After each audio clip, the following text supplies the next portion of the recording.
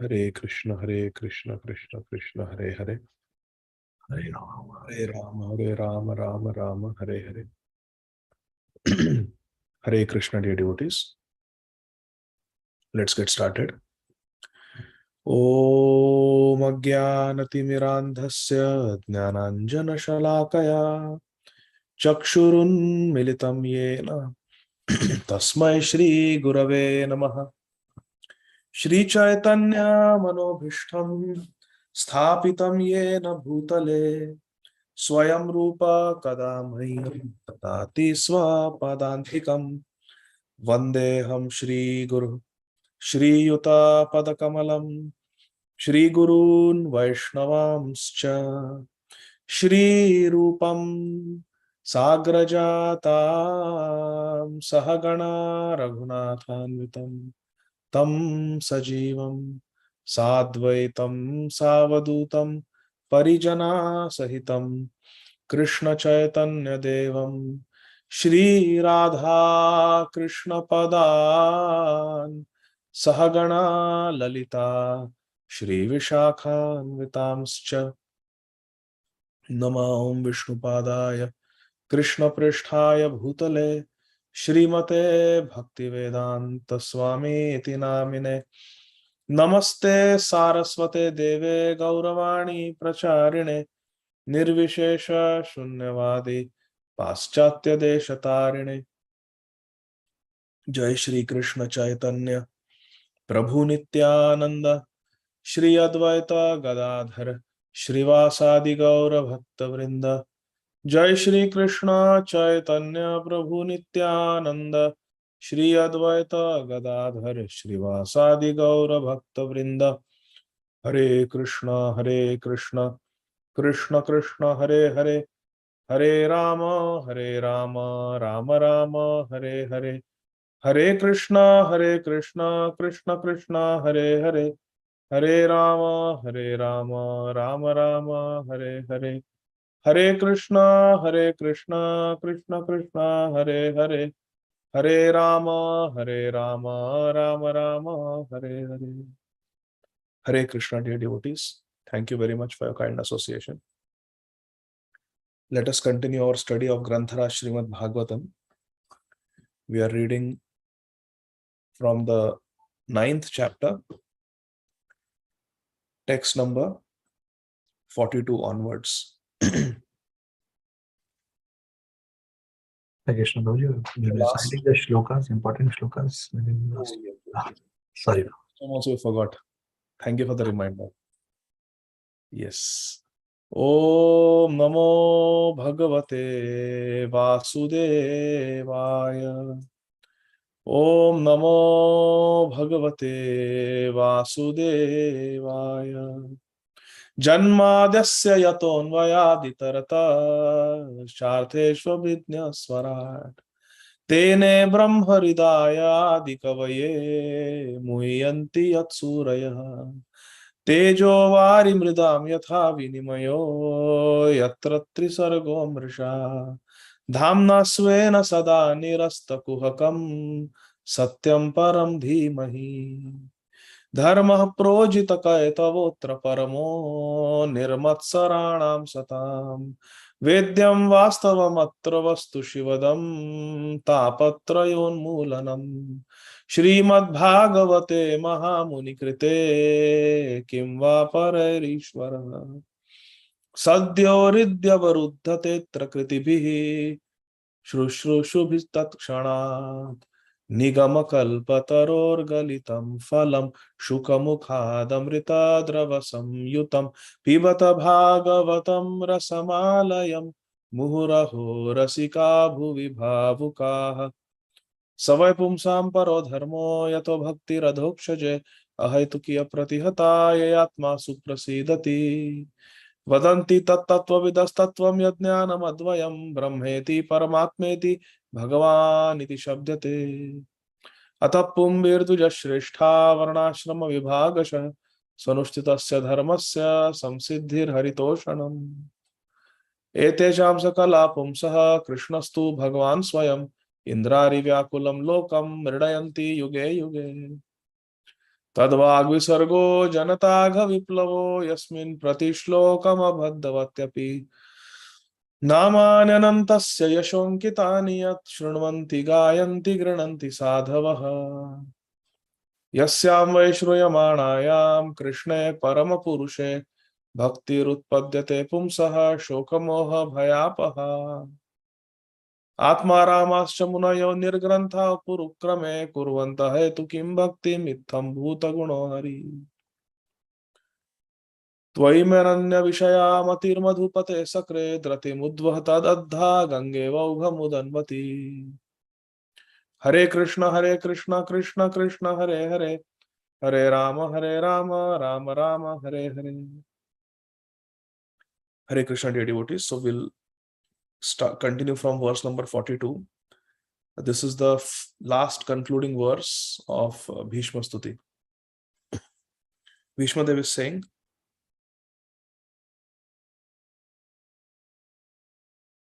Tamimam aham ajam sharira bhajam ridi ridi deshitam atmakalpitanam pratidrisham ivanai kadharkam ekam samadhigatosmi vidhuta bhedamoha.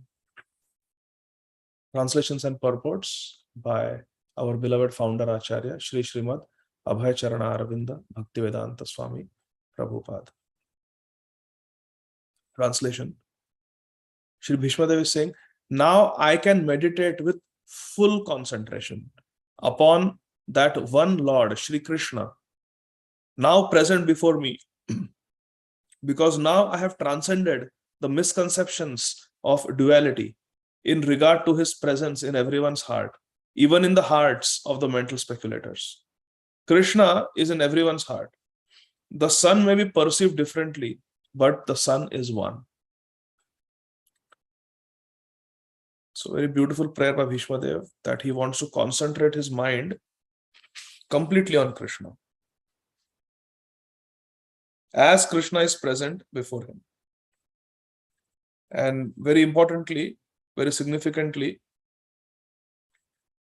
Shri Bhishma Dev is saying, last word of the verse, Vidhuta Bheda Moha. Vidhuta means completely cleansed of, free from. Bheda Moha. Bheda Moha means the misconception of duality.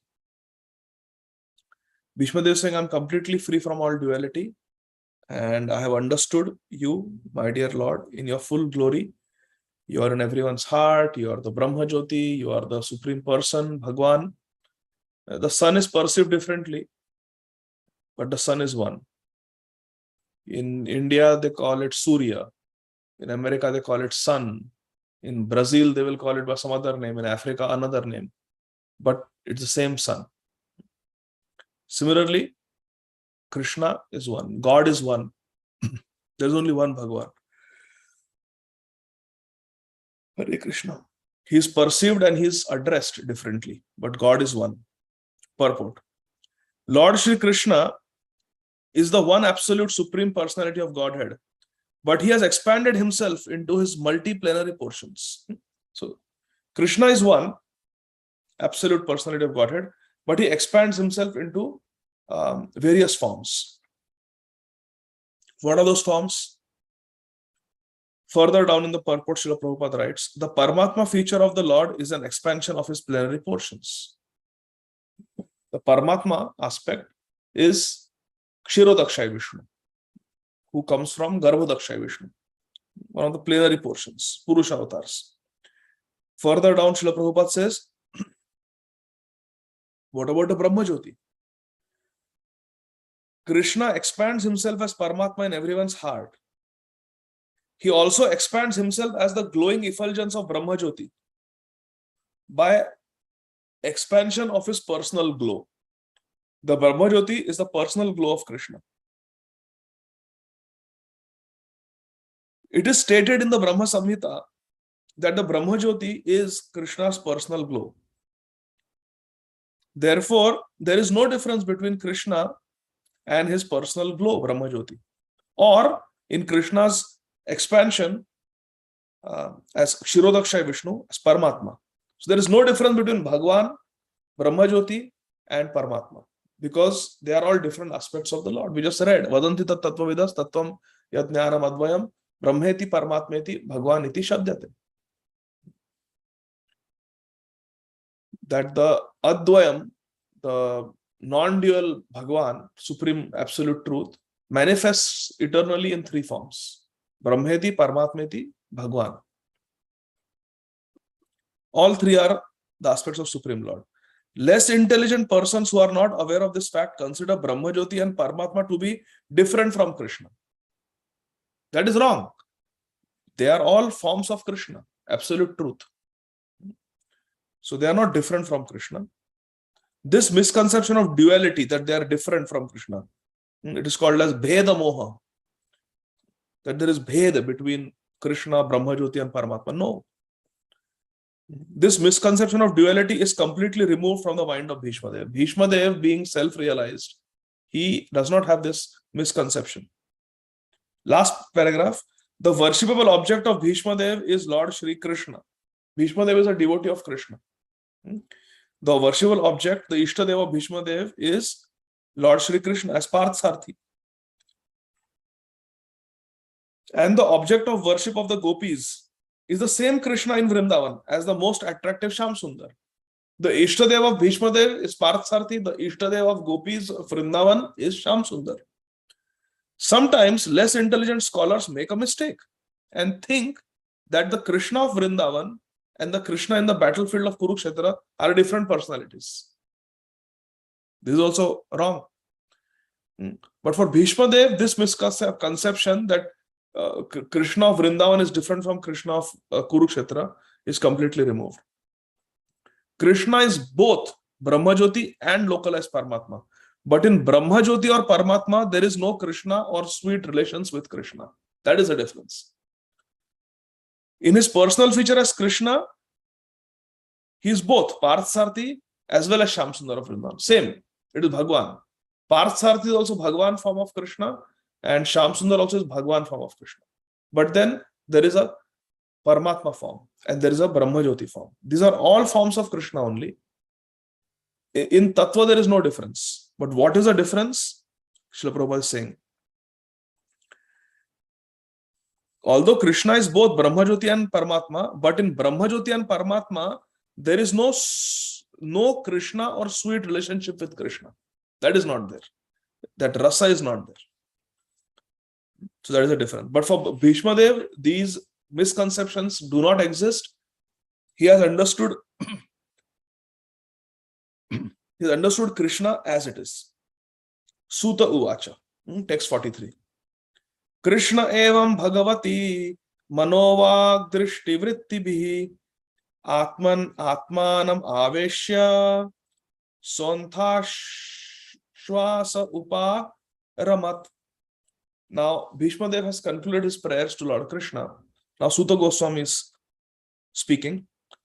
Suta Goswami said, thus, Bhishma Dev merged himself in the super soul Lord Shri Krishna. Krishna evam bhagavati mano vak drishti vritti bhi atmani atmanam aveshya. Aveshya. Bhishma Dev merged himself in the super soul Shri Krishna, who is the Supreme Personality of Godhead, with his mano, mind, vak, speech, drishti, sight, and vrittibhi, actions. With his mind, speech, actions, and his seeing, sight, he completely absorbed himself in Krishna. Krishna evam bhagavati. And thus Bhishma Dev became silent and his breathing stopped. Uparamat, he became silent, and anta shvasa. Saha means he, Bhishma Dev, anta shvasa. His breathing stopped. Shvasa means breathing. Anta shvasa. His breathing came to an end. Which means Bhishma Dev passed from this material world. Purport. The stage attained by Bhishma Dev, that Krishna evam bhagavati mano vak drishti vrittibhi atmanam aveshya. This complete entrance into the state of complete absorption in Krishna with one's body, mind, words, vision, everything. The stage attained by Sri Bhishma Dev while quitting his material body is called Nirvikalpa Samadhi. That stage is called Nirvikalpa Samadhi. Samadhi means complete absorption, complete meditation. This is called Nirvikalpa Samadhi because Bhishma Dev merged his self into thinking of Krishna and his mind in remembering different activities of Krishna. Bhishma Dev chanted the glories of Lord Krishna, and by his sight he began to see Lord Krishna personally present before him. See how everything is engaged in Krishna's service, all the sense, all the faculties. This is Samadhi. This is the highest stage of perfection, Srila Prabhupada says, and it is possible for everyone to attain this stage by practice of devotional service. The stage attained by Bhishma Dev is the highest stage, but Srila Prabhupada is saying everyone can attain this highest stage, not just Bhishma Dev. Everyone can attain it. How can we attain it? By practice of devotional service. See, so we all have hope. What is devotional service? The devotional service of Lord Krishna consists of 9 principles of service attitude. Only dasyam is not service. All the 9 are service. Even chanting is service. Even hearing about Krishna is service. Remembering Krishna is service. So this Navida Bhakti, Shravana Kirtana, Smarana Vandana, Pada Sevana Dasyare, Pujana Sakhijana, Atma Nivedana, Govinda Dasa Abhilashare. These are 9 processes of devotional service. Hearing, chanting, remembering, serving the lotus feet of Krishna, worshipping Krishna, praying to Krishna, glorifying Krishna, Vandanam, executing the orders of Krishna, Dasyam, being a friend of Krishna, fraternizing, and fully surrendering to Krishna, Atma Nivedana. These are the 9 limbs of Bhakti, devotional service.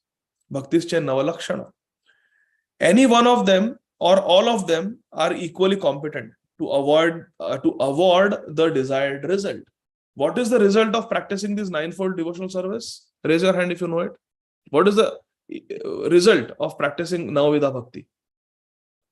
Bhajanera Madhya Shrestha Navavidha Bhakti. Yes, Kirtana Sundari Mataji. To attain Krishna Prem, love of Godhead. Yes, Krishna Prema, Krishna Dite Dhare Ma. Yes. Very good. Very good. Now look, Srila Prabhupada is saying, all of you, any one of these 9 processes or all of them are equally competent to award the desired result. That is Krishna Prema. But what is required? But they require to be practiced persistently under the guidance of an expert devotee of Krishna. We need persistence and we need to be under the guidance of an expert devotee. That is the requirement. If we don't have a competent guru to guide us and we are not persistent with patience, not just 2-3 years, decade after decade, we have to keep practicing it. We will get the fruit. Just like chandan stick, you are rubbing it with some water on a rock. Keep rubbing, keep rubbing. Nothing happens if nothing is coming. No, keep rubbing. There is no other way to get chandan paste. You have to keep rubbing. There is no other way. You will get it in some time. So Srila Prabhupada is saying, we require persistent practice. Every day, minimum 16 rounds. Every day following the 4 regulative principles. Every day reading Srila Prabhupada's books. Every day hearing Harikatha class from sincere devotees. Every day serving in the mood of servant of the servant. We have to do Vaishnava Seva. We will get the result. And we have to be under the guidance of an expert devotee. Expert devotee means what? Uttamadhikari. We have to be under the guidance of a pure devotee. So I'll read again. Any one of these 9 processes or all of them are equally competent to award the desired result. But they require to be practiced persistently under the guidance of an expert devotee of the Lord. Now please raise your hand if you can tell us example of a devotee who attained perfection by practicing one of these limbs. So you have to go in the order. Shravanam, Kirtanam, Vishnu Smaranam, Pada Sevanam, Archanam, Vandanam, Dasyam, Sakhyam, Atma, Nivedanam. And I will call out the name and you quickly tell. One limb in sequence and the Acharya for that limb. Amrit Karan Prabhu. Yeah, Sravanam, Parikshit Maharaj by Sravanam. Excellent. Rishi Prabhu. Kirtanam. Hare Krishna Prabhu. Yes. Kirtanam. Shukadev Goswami. Excellent. Ramsham Prabhu. Prahlad Maharaj for Smarnam. Very good. Shama Kishori Mataji. Serving the lotus feet is Lakshmi Devi. Excellent. Shama Kishori Mataji. Ajay Govind Prabhu. Worshipping is Prithu Maharaj. Very nice. Kirtida Sundari Mataji. Vandanam, Akrura. Excellent. Amrit Gaurangi Mataji. Amrish Maharaj for all of them. Is that okay? Or That is okay. But which one comes after Vandanam? serving the lotus feet, worshipping is again Amrish Maharaj worshipped, right, Prabhu? Yes, Prithu Maharaj, Amrish Maharaj worships. Archanam. Vandanam is, did we cover Vandanam? Vandanam, she told Akrur. Akrur. Yes. And Dasyam. Amrit Gaurangi. Hanuman, sorry. Hanumanji. Very nice. Okay. And then Sharanagat Mataji, Sakhyam. Then Mukta Sangha Prabhu, you tell the last one. Atma Nivedanam.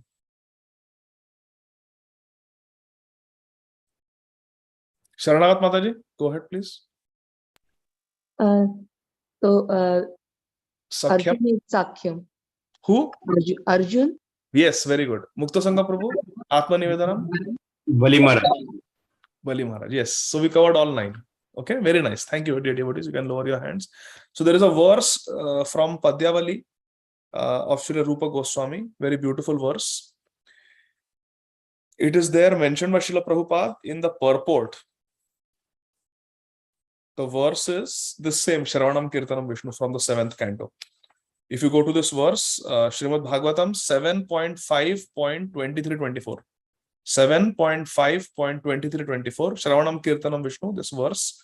In that purport, Srila Prabhupada quotes a very nice verse. I liked it very much. From Rupa Goswami's Padyavali, where all the 9 processes are mentioned and all the 9 acharyas are mentioned. Shri Vishnu Shravane Parikshida Bhava Vaya Sakhi Kirtane Prahalada Smarane Tad Angri Bhajane Lakshmi Prithu Pujane Akrurast Abhivandane Kapipati Dase Thasakhyarjuna Sarvasvatma Nivedane Balirabhu Krishnaptiresham Param. Beautiful, no? Everybody saw? Anybody who did not see this verse, somebody can share it, please, in the group then. Very beautiful verse. Ramsham Prabhu has shared it. Who wants to sing this verse? It's like Shad Goswami Ashtakam. Shardul Vikrididam. Okay. Saroj Nandini Mataji. Saroj Nandini Mataji, you have sung that Bhakti Sangha, that names of the Ashtasakis so nicely, that song. And Radharani is the chief gopi. It ends like that. That is so beautiful you have sung. Thank you. My daughter Maithili was listening to it again and again. It was so nice. Because I also find it difficult to remember the names of the Ashtasakis. And then Maithili told me that Sarojanandini Mataji has sung this rhyme very nicely on Bhakti Sangha. So you can sing that, please. It's very nice. The Ashtasaki. Tulsi leaf on top of Krishna's feet. Tell me the names of the 8 gopis. Lalita, Vishaka, Induleka, Champakalata, Tungavidya, Chitra Sudevi, Rangadevi, and Radharani is the chief gopi. Haribol! Wonderful, wonderful. Thank you, Saroj Nandini Mataji. Yes, please sing this verse from Padyavali. This is in the tune of Shad Goswami. Shad Goswami Ashtam. Krishna Kirtana Gana. Okay. Or however you want.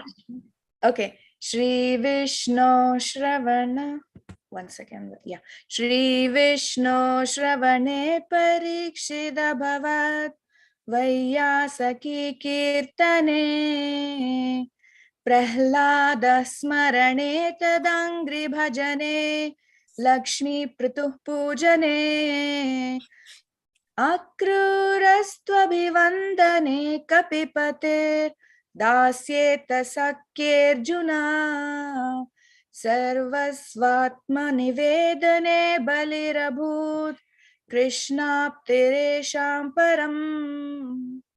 Very nice. Mataji, have you learned Sanskrit? Yes, Prabhu, to some extent. Very nice. See, I was not fortunate enough. I didn't have this option of Sanskrit in school. But from your pronunciations, I could make out that you have studied Sanskrit. So very nice. Thank you.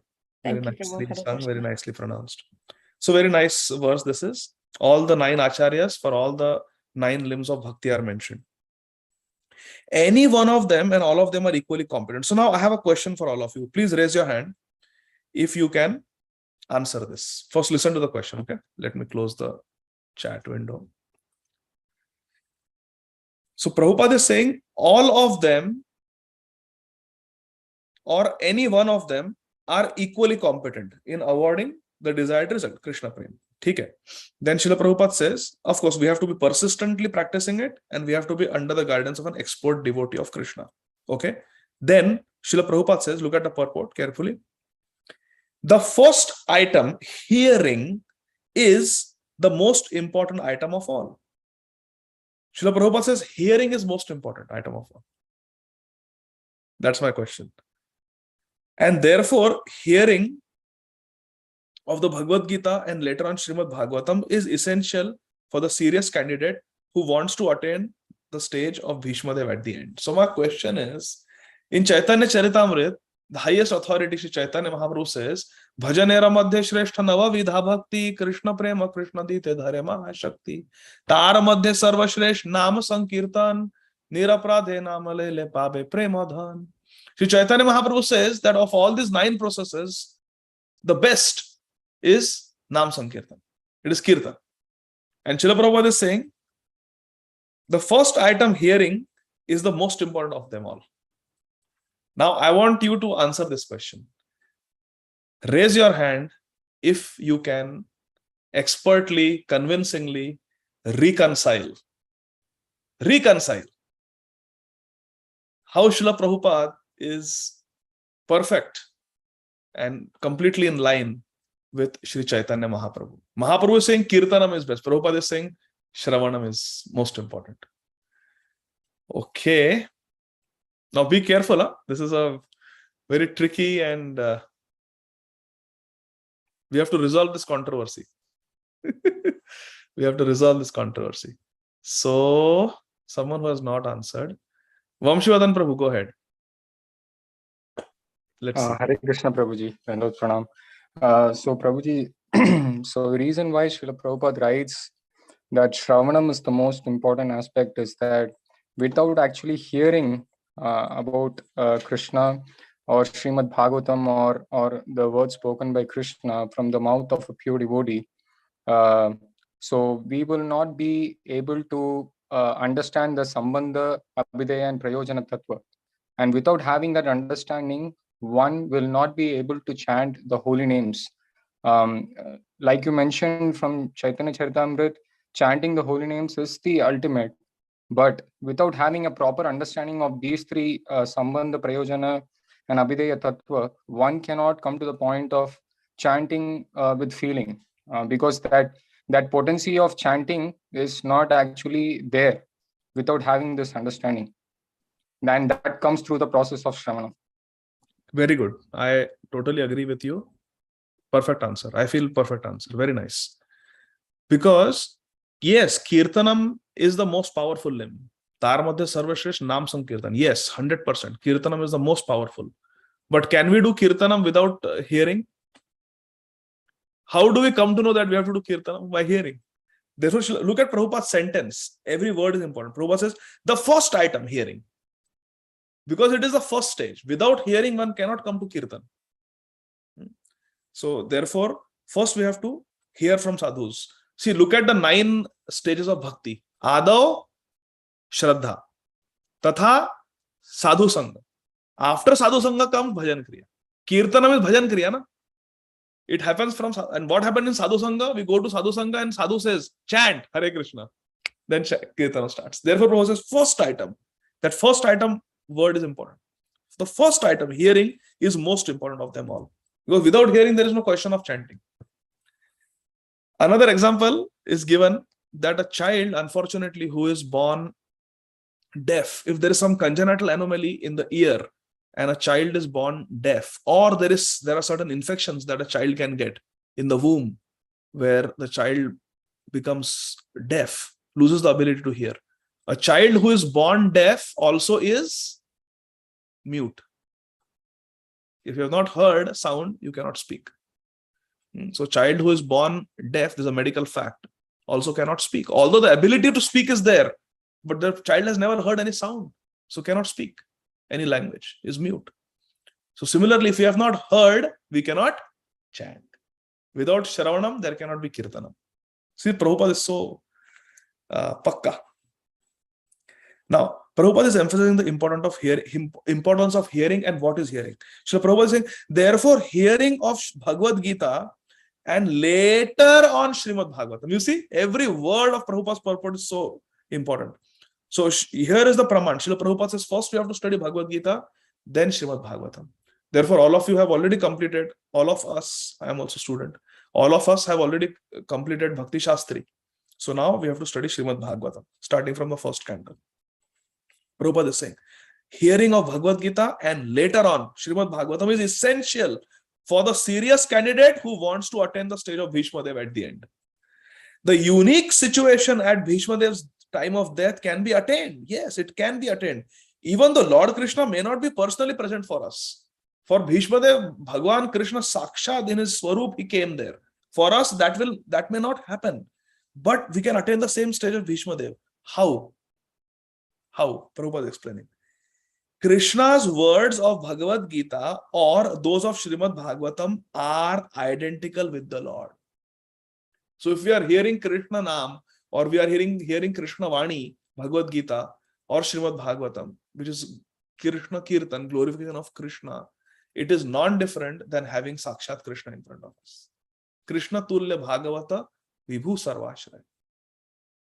Krishna Tulya Bhagavat. There is no difference between Krishna and Bhagavatam. So therefore, Prabhupada is saying, Krishna's words of Bhagavad Gita and those of Śrīmad Bhāgavatam are identical with Krishna.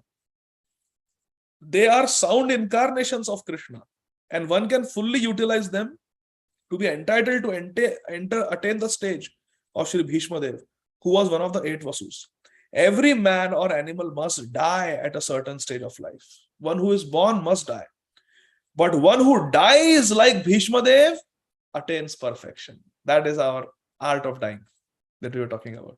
Art of dying. I repeat, look at Prabhupada's sentence. Every man or animal must die at a certain stage of life. Yes, today or tomorrow. But one who dies like Shri Bhishma Dev attains perfection. Last sentence. The human form of life is especially meant for dying like Bhishma Dev. We are all human beings. What is our aim? To die like Bhishma Dev. Now, raise your hand and tell me the different characteristics, 1, 2, 3, point-wise, different characteristics of Bhishma Dev's death. Prabhupada says we should die like Bhishma Dev. What was special about Bhishma Dev's death? That Prabhupada wants all of us to have a death like Bhishma Dev. Okay, Sundari Gopi Mataji, please go ahead.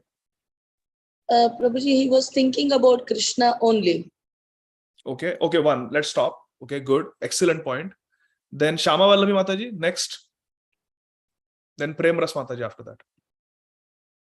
One feature of Bhishma Dev's passing away that is glorious. He concentrated his thinking, feeling, willing on the Supreme Lord. Perfect. Thank you. Prem Ras Mataji. He was surrounded by devotees. He was? Surrounded by all devotees. Surrounded by all devotees. Yes, very nice. Then Sharanagat Mataji. Yes, he was surrounded by the devotees and he was thinking about Krishna while. Fair enough. Shyam Chandra Prabhu. Hare Krishna Prabhu. So Bhishma Dev could remember several qualities, including the chivalrous nature of the Lord. Then he thought about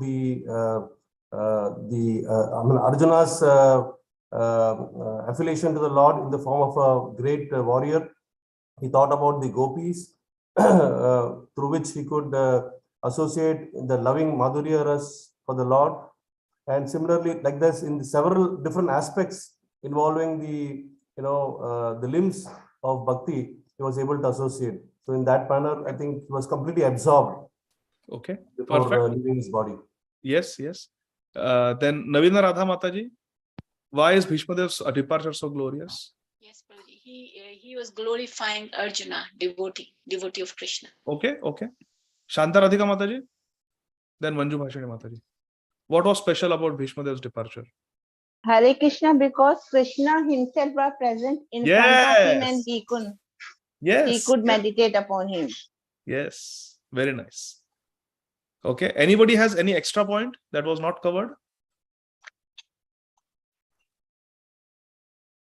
He had an opportunity to glorify Lord. He had an opportunity to glorify Lord Krishna at the time of death. Glorify Lord Krishna. Okay, very nice. So these are the different reasons why we should have a death like Bhishma. Prabhupada says, human form of life is especially meant for dying like Bhishma. Krishna was present. So for us, Krishna may not be present in his Swarup, but Prabhupada says Krishna Nam, Bhagavad Gita, Śrīmad Bhāgavatam, these are non-different from Krishna. So they are there. Devotees should be there. We should be offering prayers. We should be thinking of Krishna. All our faculties should be focused on Krishna, Krishna's glories, Krishna's Bhakta Vatsalyata. So yes, very auspicious passing away for Bhishma. Verse 44. Sampadyamanam adnyaya bhishmam brahmani nishkale sarve babhuste tushnim vayam shiva dinatyaye. Knowing that Sri Bhishma Dev had merged into the unlimited eternity of the Supreme Absolute Truth, all present there became silent, like birds become silent at the end of the day. In the morning, the bird starts chirping. All day they are chirping. But at night, they go to sleep. They go to their nest or the tree and they go to sleep at night. And there's complete silence. Seeing the death of Sri Bhishma Dev, such a glorious departure, everyone was present. There were so many people present there. Sadhus, rishis, kings, the Pandavas, their army, everyone, they became silent. They had all come to give respects. Purport. Very beautiful purport. We are practically going to read the whole purport as it is. It's so beautiful. Every purport is beautiful.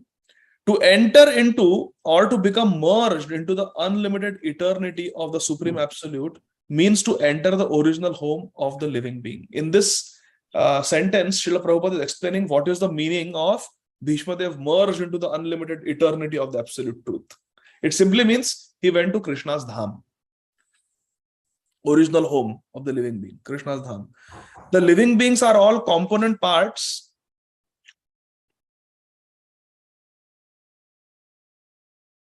and parcels of the absolute personality of Godhead, and therefore they are eternally related with Krishna as the servitor and the served.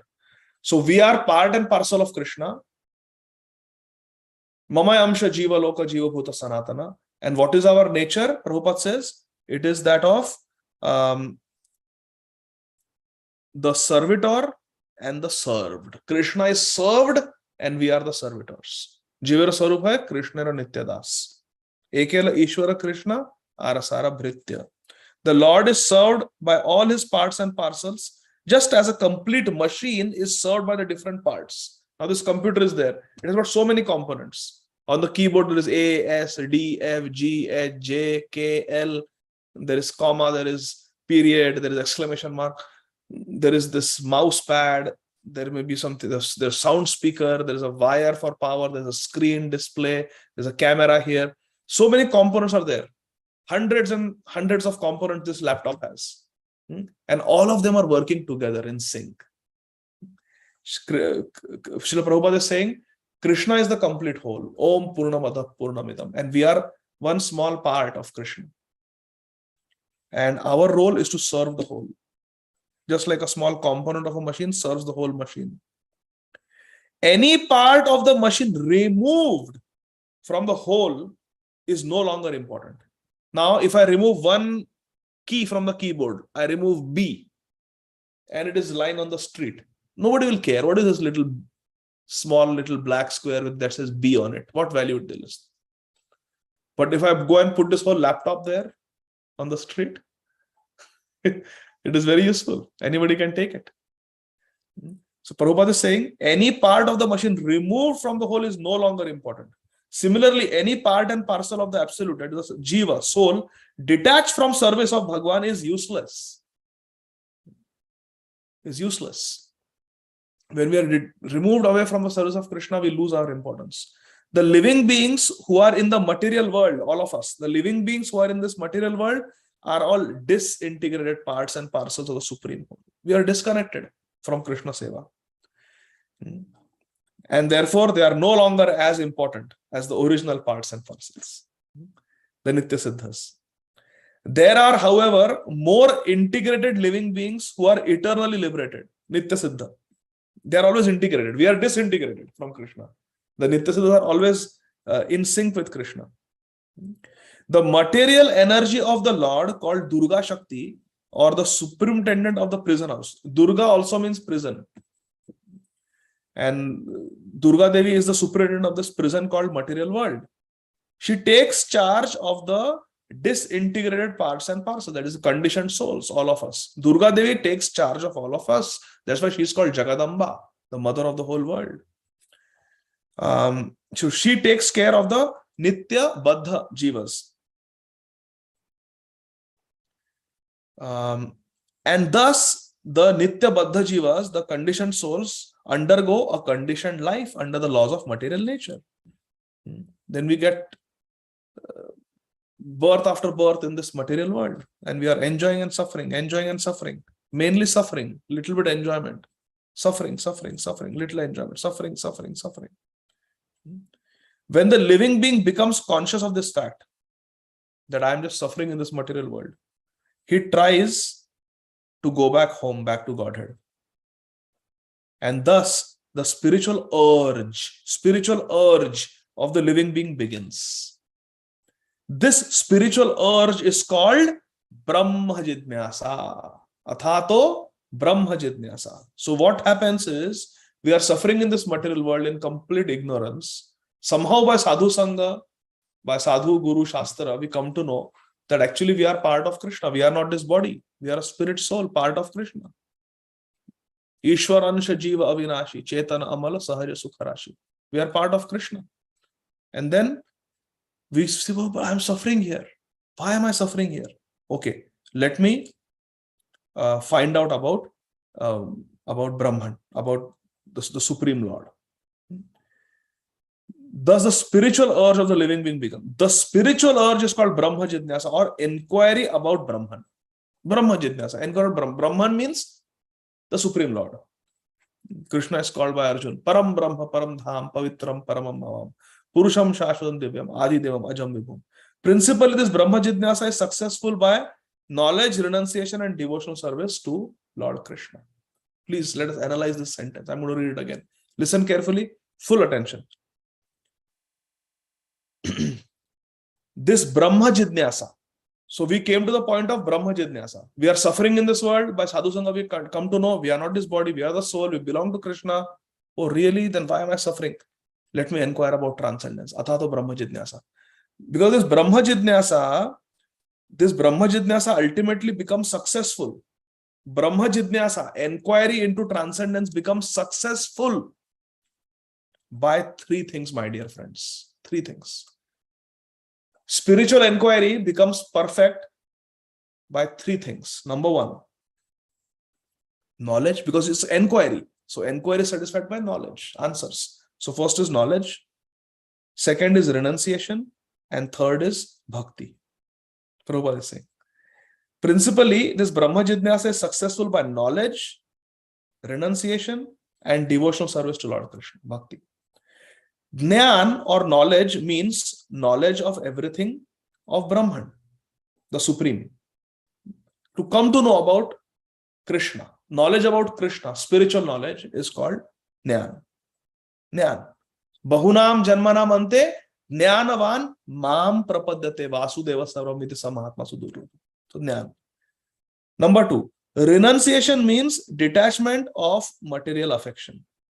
Yes, because we have to get detached from the material. Bhoga aishwarya prasaktanam tayapa hita chetasam vyavasayatmika buddhi samadho na vidhiyate. If you are attached to bhoga aishwarya, attached to material desires, then no, cannot do it. Matirna krishne parata svato va mitho vipadayet griha vratana madanta gobir vishatam tamishram punah punascharvita charvanana. Morning we were reading this verse today. So as long as we have adanta gobir, we have material, we are griha vratanam, we are attached to the material objects, then matirna krishna, we cannot get Krishna. We cannot fix our mind on Krishna. First was Jnana. Second was renunciation, vairagya, detachment from material attachments. And number 3, devotional service. Devotional service. It is a revival of the practice of the original position of the living being. Because Jivara Swarupa Krishna Nityadas. So to be situated in service to Krishna is bhakti. The successful living beings who are eligible to enter into the realm of the absolute are called jnanis, yogis, and the bhaktas. Those who enter the spiritual realm, they are of 3 types. They are jnanis, they are yogis, and they are bhaktas. Okay. What is the destination of them? Srila Prabhupada is explaining. The jnanis and the yogis enter into the impersonal rays of the Supreme Lord Shri Krishna. They enter into the Brahma Jyoti. The jnanis and the yogis. But the bhaktas enter into the spiritual planets known as Vaikunthas.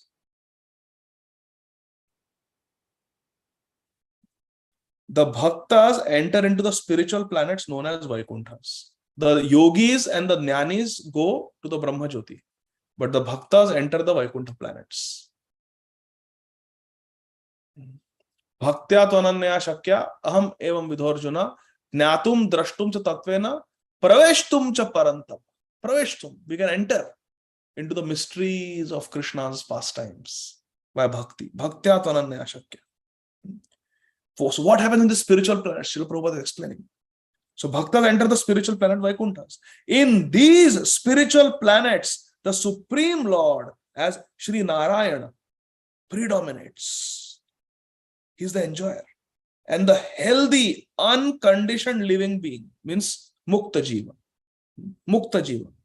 Live there by rendering loving service to Lord Narayana in the capacity of a servant, a friend, parent, and fiancé. So all Vaikuntha planets we're talking about. Where the Vishnu Murti is there, where Ramchandra is there, where Krishna is there, Chaitanya Mahaprabhu is there. Different spiritual planets. So now what happens? In these spiritual planets, Vaikuntha planets, the unconditioned living beings live there. Some of them will be Nitya Siddha and some of them will be Baddha Mukta. That they were Baddha at one point. But now because of bhakti, they have become mukta. They live and they are rendering loving service to Lord Krishna in the capacity of servant, dasya, friend, sakhya, parent, vatsalya, and fiancé, madhurya. They are the unconditioned living beings. Unconditioned living beings means mukta jivas. They may be nitya mukta or they may be baddha mukta. Doesn't matter. Now they are in Vaikuntha. And they enjoy life in full freedom with Lord Krishna. Whereas so the bhaktas, they enjoy life in full freedom with Bhagavan in the Vaikuntha planets. Whereas the impersonalist jnanis and yogis enter into the impersonal glowing effulgence of the Vaikuntha planets. They remain in the effulgence. But devotees, they get to enter. The Vaikuntha planets are all self-illuminating like the sun.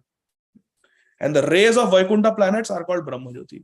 Nadad bhasyate suryo, na shashanko, na pavaka yad gatva na nivartante tadhama paramam.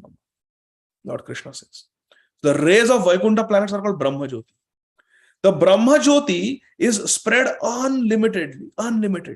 Now listen carefully. The Brahma Jyoti is spread unlimitedly in the Paravyam sky. Unlimitedly, Brahma Jyoti is spread unlimitedly.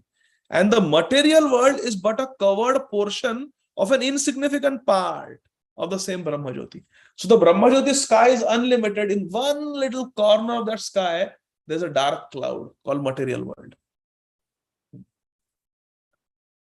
The material world is but a covered portion of an insignificant part of that same Brahma Jyoti.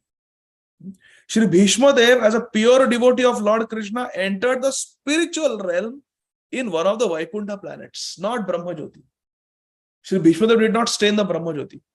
He went into the Vaikuntha planets, where Lord Krishna in his eternal form of Partha Sarathi, means Krishna, predominates over the unconditioned living beings. Unconditioned living beings means Mukta Jivas. They may be Nitya Mukta Jivas or they may be Baddha Mukta Jivas. Doesn't matter. Now they are Mukta.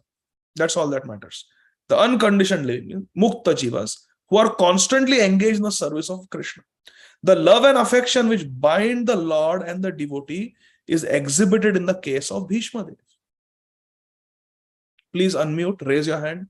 Tell me, explain this sentence of Srila Prabhupada. The love and affection which bind the Lord Krishna, and the devotee are exhibited in the case of Bhishma Dev. Now suddenly Prabhupada goes up and he's giving us a 360-degree overview with this sentence. He's practically summarizing the whole chapter here in one line. The love and affection which bind Krishna and the Bhakta are exhibited in the case of Bhishma Dev. Explain this. How? Why Srila Prabhupada is saying this? What is the meaning? Yes, Ajay Govind Prabhu?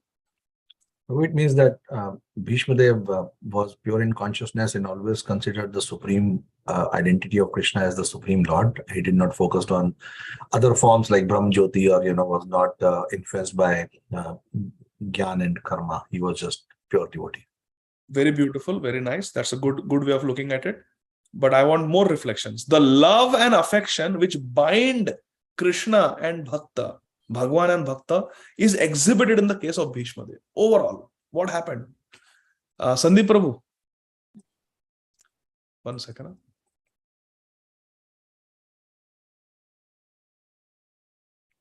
Can you unmute Sandeep Prabhu? Yeah. Hare Krishna, Guruji. Yes, Guruji, I was thinking that Krishna was ready to break his vow for Bhishma Dev. Yes, very nice. Prabhupada is stepping back and he's giving us the overview. What all things happened which show that Krishna and Bhishma Dev are tightly bound together in bonds of love. Yes, very nice. So that was one thing. Then Bhagavati Vasudha Mataji, you want to say something? Hare Krishna, yes. Devotee also wanted to remember only Lord at the time of death, and that was also facilitated by Krishna being present personally. Yes, very nice. Sadhava Hridayam Mayam, Sadhunam Hridayam Tuham. The sadhu is always in the heart of Krishna, and Krishna is always in the heart of the sadhu. Yes. Bhishma Dev was waiting for Krishna to come, and Krishna came. Left everything and came for Bhishma Dev. Therefore, the love and affection that bind the Lord and the devotee are exhibited in the case of Bhishma Dev. Bhishma Dev never forgot the Lord, as Ajay Govind Prabhu was saying. Bhishma Dev never forgot the Lord in his transcendental feature as Partha Sarathi. And the Lord was present personally before Bhishma Dev while Bhishma Dev was passing to the transcendental world in his form as Partha Sarathi, Krishna. That is the highest perfection of life. To have Krishna with us all the time. To always remember Krishna. To always be with Krishna. To never forget Krishna. Text 45. In the interest of time, we'll read the translation straight. Thereafter, both men and demigods sounded drums in honor, and the royal order commenced demonstrations of honor and respect. And from the sky, fell showers of flowers. So after Bhishma Dev died, if I may say so, after Bhishma Dev passed from this world to the Vaikuntha world, the devatas, they came in the sky and they showered flowers. So you know what they show in the movies sometimes or in the serial Ramayana Mahabharata, it is not wrong. Shastra says they come in the sky and they shower from the sky. Thereafter, both men and demigods sounded drums in honor, and the honest royal order commenced demonstrations of honor and respect. And from the sky fell showers of flowers. Khat petu pushpa vritsaya. There was a varsha of pushpa. There was pushpa abhishek of Shri Bhishma Dev. Purport. Bhishma Dev was respected both by the human beings and by the demigods. He was respected everywhere, all over the universe. All of them knew Bhishma Dev as a great warrior and devotee of the Lord. As a Mahajan, authority, Bhishma Dev was on the level of Brahma, Narad and Shiva. So he was very famous everywhere. When the distant planets were informed of the passing away of Bhishma Dev, all the inhabitants of the upper planets as well as Earth dropped showers of flowers to show due respect to the departed great personality. Yes, this is the culture. Show respect. The body of a fully self-realized soul is not therefore accepted as material. The body of a self-realized pure devotee is not material. Special ceremonies are observed for such spiritual bodies. Their bodies are spiritual, and therefore special respect should be offered. It has become, now Prabhupada talks about something contemporary, which is important to know. It has become a fashion to observe the so-called Jayanti ceremony for any and every common man. Nowadays, any departed political leader, they say, such and such person's Jayanti, this Jayanti, that Jayanti. According to authorized Shastra, such a Jayanti ceremony for an ordinary man, however exalted he may be materially, is an offense to Bhagavan. It's an offense to Lord. Because Jayanti is reserved for the day when the Supreme Lord appears on the earth. Bhishma Dev was unique in his activities, and his passing away to the kingdom of God is also unique. Very unique. His life was unique, his life was exemplary, and his departure was exemplary. Srila Haridas Thakur's life was exemplary, Srila Haridas Thakur's departure was exemplary. Tomorrow, Srila Haridas Thakur's disappearance day is there. Ananta Chaturdashi. Srila Haridas Thakur's departure. And today, Srila Bhaktivinoda Thakur's appearance day. Life is extraordinary, and their passing away also extraordinary. Srila Bhaktivinoda Thakur also, in his last days, took Babaji Bhesh and was just absorbed in bhajan. Absorbed in bhajan. He just had one servant to assist him. Just absorbed. Only bhajan. Complete, like how Bhishma Dev stopped speaking about all political topics, all other lower dharmas, completely focused on Krishna, exclusively. Similarly, Srila Bhaktivinoda Thakur, Srila Haridas Thakur, just focusing on Mahaprabhu. That is so life is led exemplarily, in an exemplary fashion, then the death also will be exemplary. If we lead the life with extraordinary devotion, our death will also be extraordinary. It's like that. So therefore, it is said that the body of a fully self-realized soul is not accepted as material. It is a spiritual body. Why? Because that body is completely engaged in the service of Krishna. So if there is a flower, ordinary flower you buy from the market, you make it into a garland, take many flowers, make a garland, you offer it to Radha and Krishna. And then when the pujari takes it out and gives it as prasad, we take it so respectfully. Oh, this is Radharani's garland. Oh, this is Shyam Sundar's garland, and we keep it. Why? Few hours ago, there were ordinary flowers on somebody selling on the footpath. But now, because it has been offered to Radha Shyam Sundar and we receive it as prasadi, it has a very special value because Krishna's paraphernalia is non-different from Krishna. You see, in Chaitanya Charitamrita, there is praman that Lord Balaramji becomes Krishna's clothes, Krishna's garlands. So it's Bhagwan, it's non-different. Similarly, a body of a pure devotee is offering obeisances to Krishna, is offering arati to Krishna, is dressing up Krishna, is holding mala and chanting Hare Krishna, Krishna Krishna, Hare Hare, Hare Ram, Ram Ram, Hare Hare. Kaya Mana Vakya is being engaged in Krishna's service. So the whole body of a pure devotee is completely surcharged and spiritual. So it should be respected like that. So we still have 46, 47, 48, and 49, which means we have to wait till Monday to complete the chapter. So sorry, I could not complete, but it is time.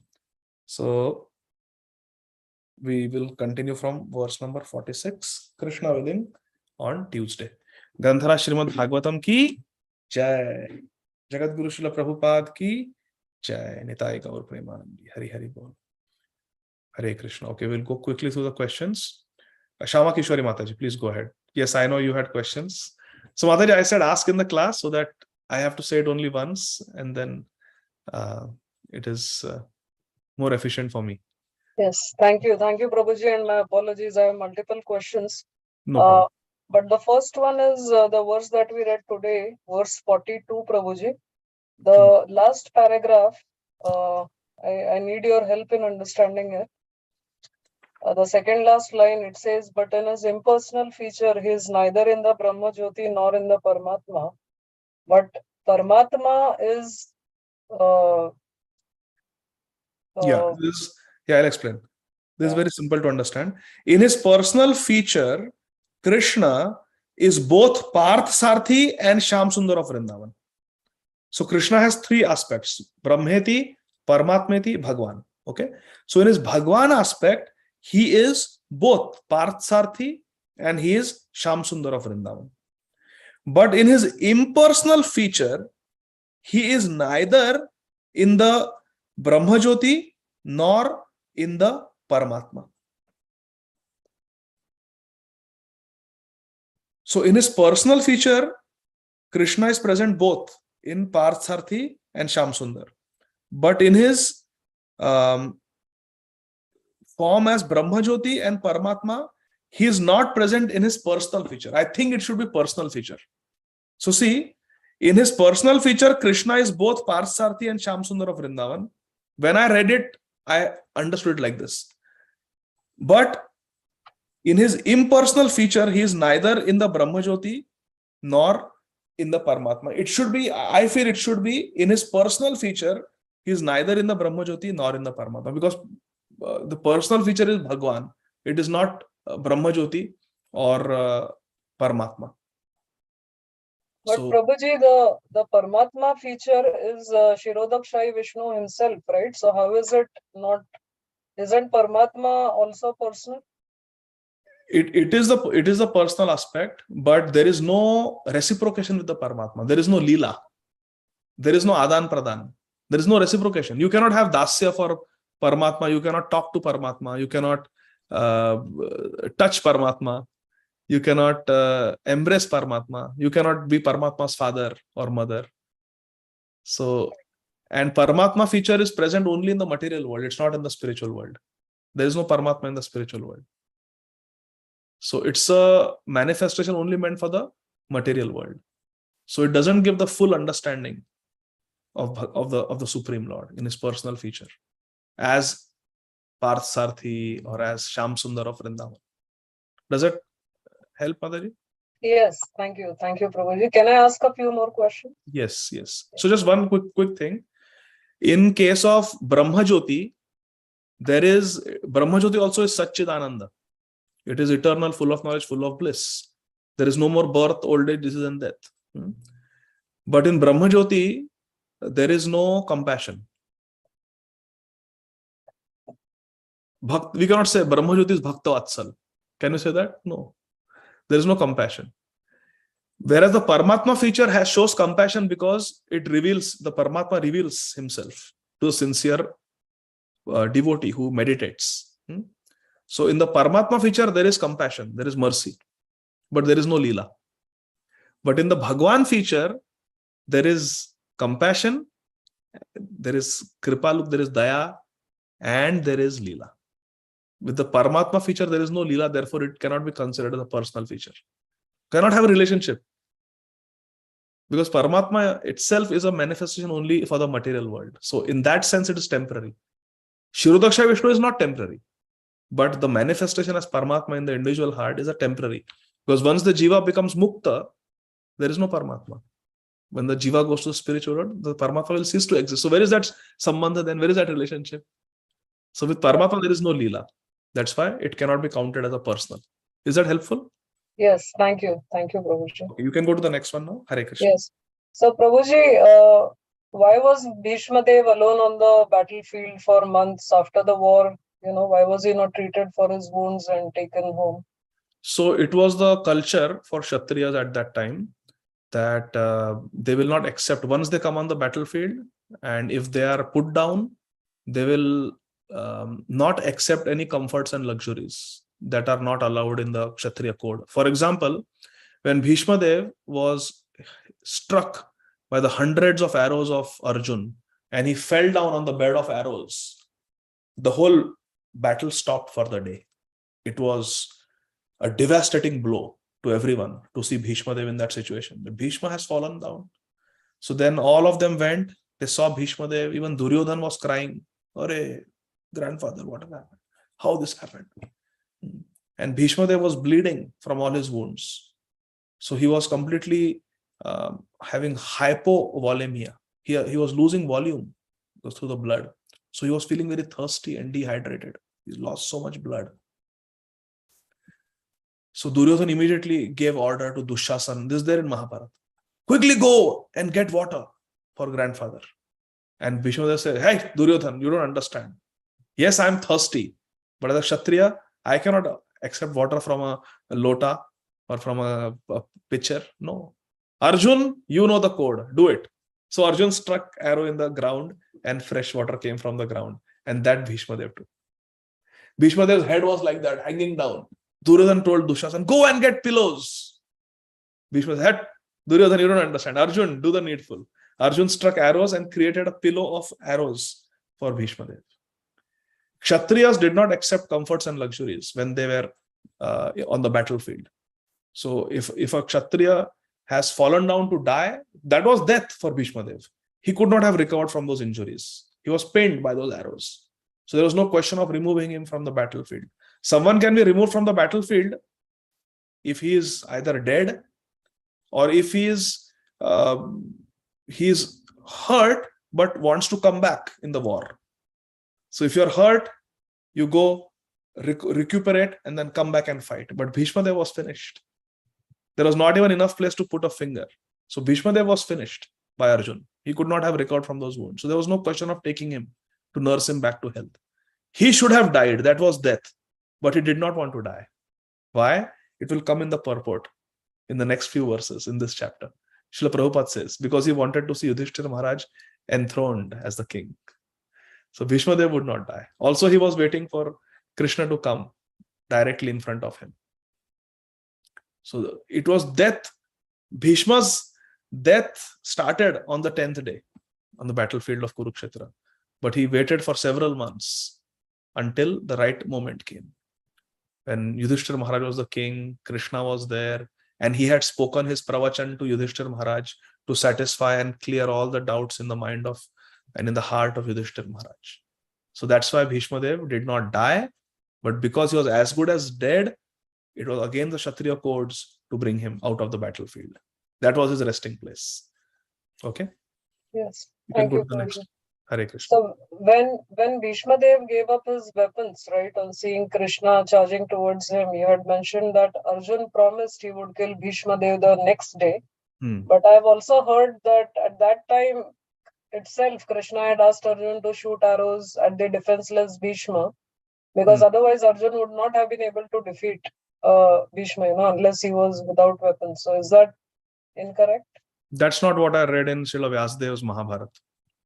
Arjun promises him that tomorrow I will bring him down. Or I will bring him down. You don't do it, I will do it. I will bring him down. Then Krishna stops. But then it is sunset time. So then So the next day he is able to overpower Bhishma?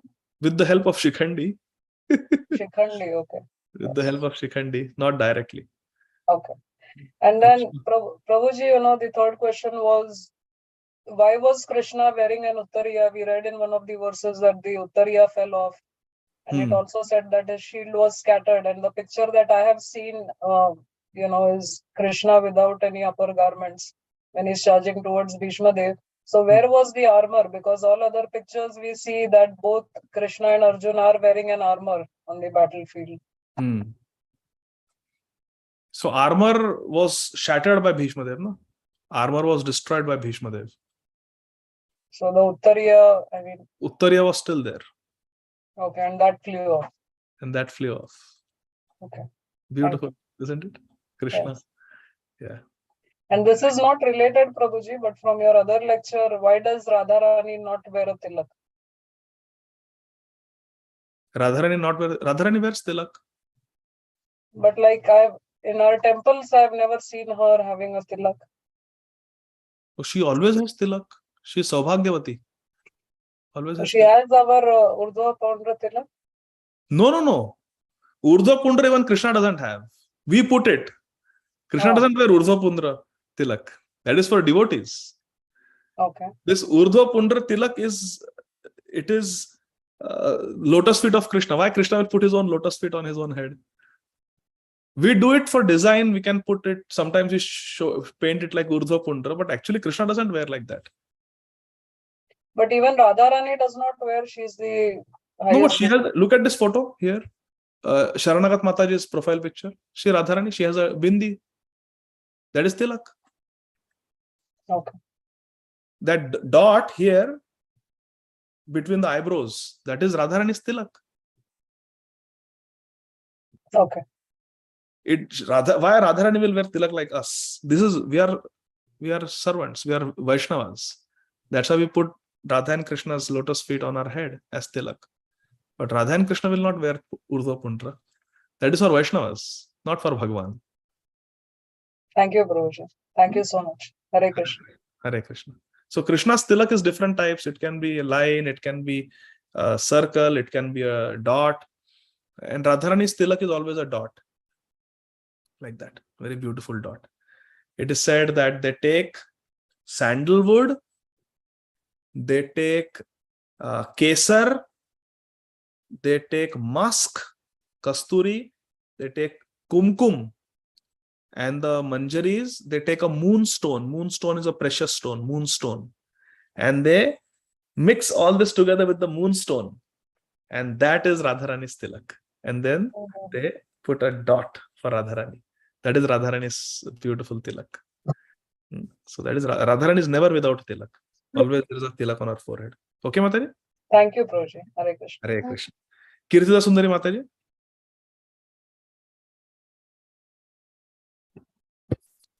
Hare Krishna, Prabhuji, Danvat Pranams. Hare Krishna.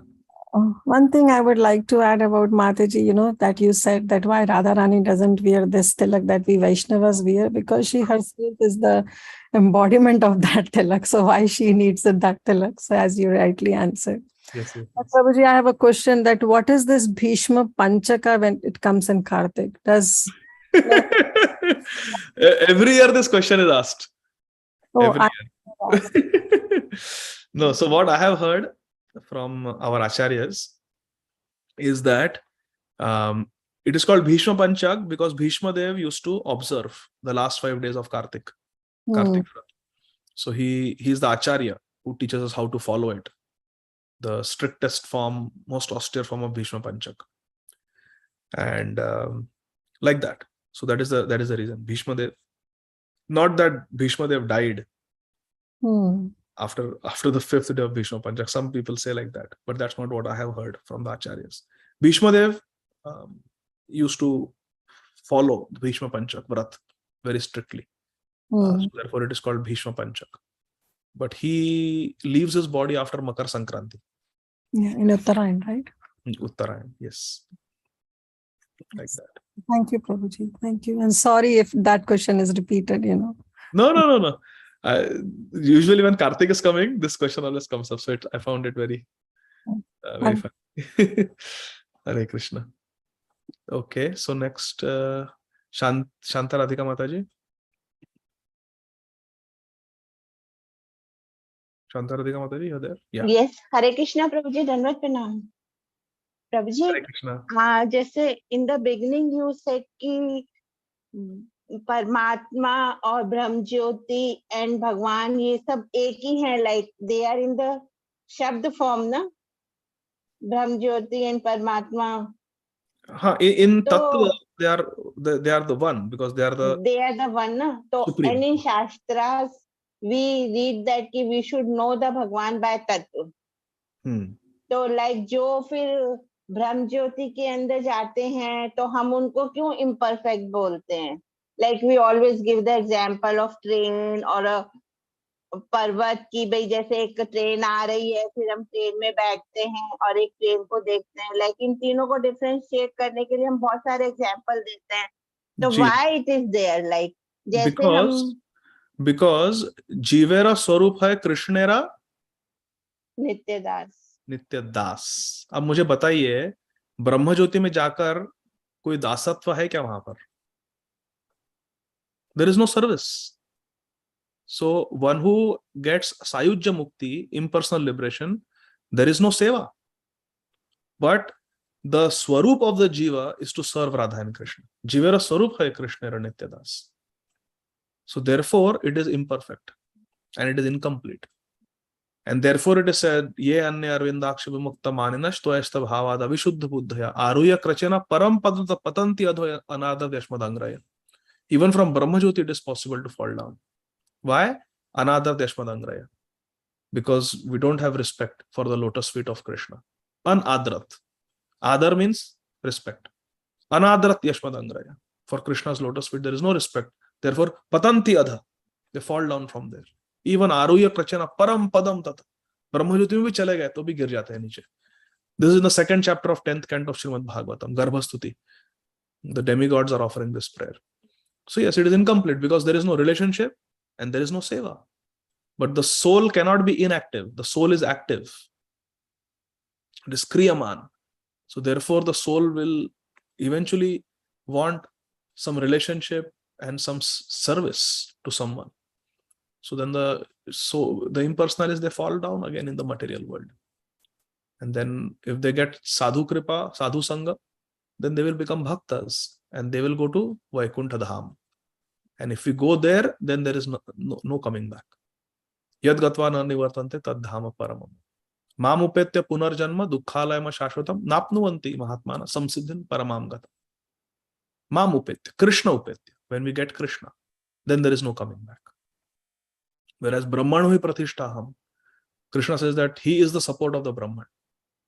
The Brahmajyoti comes from him. Even Brahma Samhita says Brahmajyoti is the effulgence of Krishna. So that is not the Vishram Sthan. It is not the resting place. It cannot be the resting place. Like that. So therefore, we call it is better than being an atheist. But Brahmajyoti is not what a devotee wants. Kaivalyam narakayate.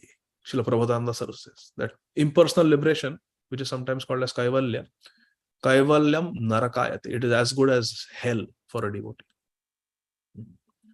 So, is that clear, Mataji? That Brahmajyoti is considered attaining Brahmajyoti is not for the devotees, and we consider it incomplete and imperfect because there is no seva and there is no relationship with Krishna there. Okay? प्रभु जी ये तो समझ में आ गया, लेकिन जो ये है कि अगर हम कृष्णा को तत्व से ही जान लेंगे तो देन हमें फिर ये क्या फर्क पड़ता है कि वी आर इन ब्रह्म ज्योति और वी आर इन परमात्मा, like when we come to know Krishna by तत्व. यदि फर्क नहीं पड़ता मतलब तत्व समझ में नहीं आया. जिसको तत्व समझ में आएगा वो ऐसा प्रश्न ही नहीं पूछेगा, क्योंकि तत्व क्या है? जन्म कर्म चमे दिव्यम एवं यो वेति तत्वतः. भगवान के लीलाओं को समझो. That is the real tattva. And then you enter those leelas. जन्म कर्म चमे दिव्यम एवं यो वेद तत्वतः त्यक्त्वा देहम पुनर्जन्म नयति मामेति सो अर्जुन। जिसको भगवान का तत्व वास्तव में समझ में आएगा, उसे ये बात भी समझ में आएगी कि भगवान जो है वो सर्वस्व है। वासुदेव सर्वमिति स महात्मा सुदुर्लभ, कि भगवान सब कुछ है, भगवान से ही, भगवान के ही एक अंश है परमात्मा, और भगवान की ही जो कांति है वही ब्रह्म ज्योति है। तो क्यों ना मैं भगवान की सेवा करूं जो सबके ओरिजिन है, सबके सोर्स है। ईश्वर परम कृष्ण सच्चिद आनंद विग्रह अनादि आदिर गोविंद सर्व कारण कारणम।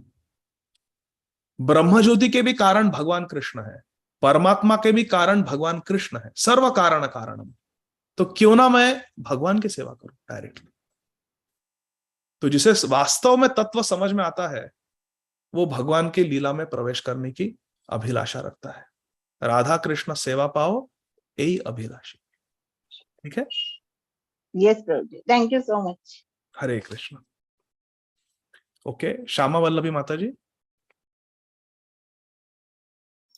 Hare Krishna, Prabhuji. Please accept my humble obeisances.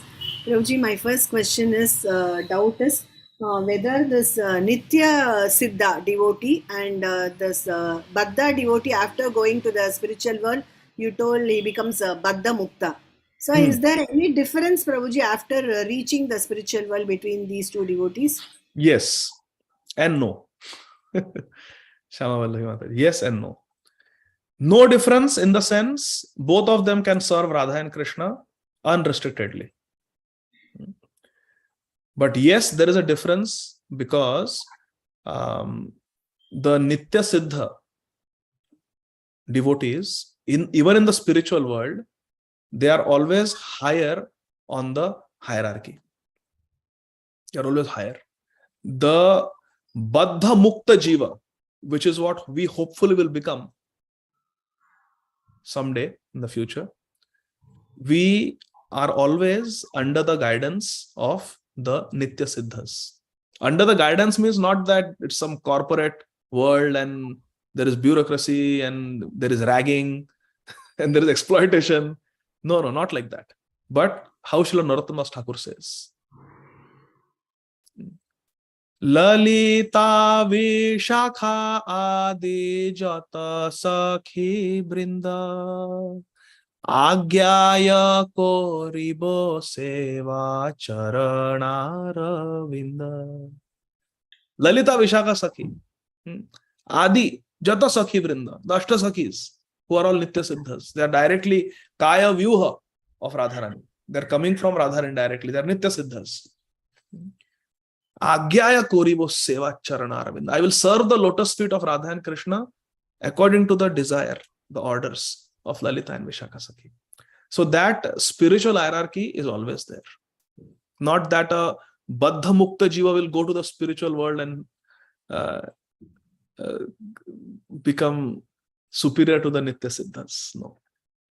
Nitya Siddhas are always Daivi Prakriti Ashrita. And we have to be also Daivi Prakriti Ashrita. But Srila Bhaktivinoda Thakur and Srila Vishwanath Chakravarti Thakur explain this point, that even in the spiritual world, the Baddha Mukta Jivas, they are always under the guidance and the loving care of the Nitya Siddhas. It's just the way it is, because the Nitya Siddhas are the closest. They are the closest to Radha and Krishna, coming directly from them. Whereas we are the Tatastha Shakti that came from Mahavishnu. And we were Baddha at one point, but by the mercy of Nitya Siddhas, we have become Mukta or Baddha Siddhas. We have become Mukta, Baddha Siddhas. By the mercy of the Nitya Muktas, we have become Baddha Mukta. So because of that, Chakshudana Diloje, Janme Janme Prabhu say, because they have given us the Bhakti, Lata Bij. Therefore, we are always under their guidance and care. We are always under their anugatya. In a very loving way, not in a bureaucratic corporate way. Okay? Shama Vallavi Mataji. But Okay. otherwise, there's no difference. Thank you, Prabhuji. Another question is that we know that we have heard that Jnanis reach the Brahman and yogis go to the Paramatma feature of the Lord. But here in this verse 44, we read that Jnanis and yogis enter into the impersonal rays of the Supreme. So Yogis are of different types. Yogis are of different types. The yogi who meditates on the Paramatma, that is like Dhruv Maharaj, for example. Dhruv Maharaj, he meditated on Krishna in his heart. And what was the effect? Because he was genuine and his guru was a sadhu Vaishnava, Narad Muni. What happened? That Paramatma from his heart manifested in front of him as Lord Vishnu, and then touched him on the head with his conch shell, blessed him, and made him a Shuddha Bhakta in the Shantaras. That was Dhruv Maharaj. So that will happen to some of the yogis who meditate on the Paramatma feature. But many of the yogis, they meditate on the Brahma Jyoti. Okay. So they will go to the Brahman effulgence. They will go to the, so it depends what we meditate on.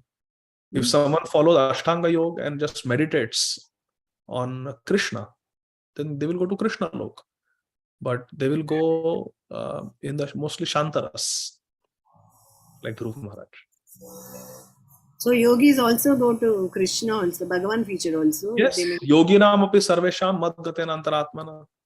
The best of the yogis, they meditate on Krishna and they can get Krishna.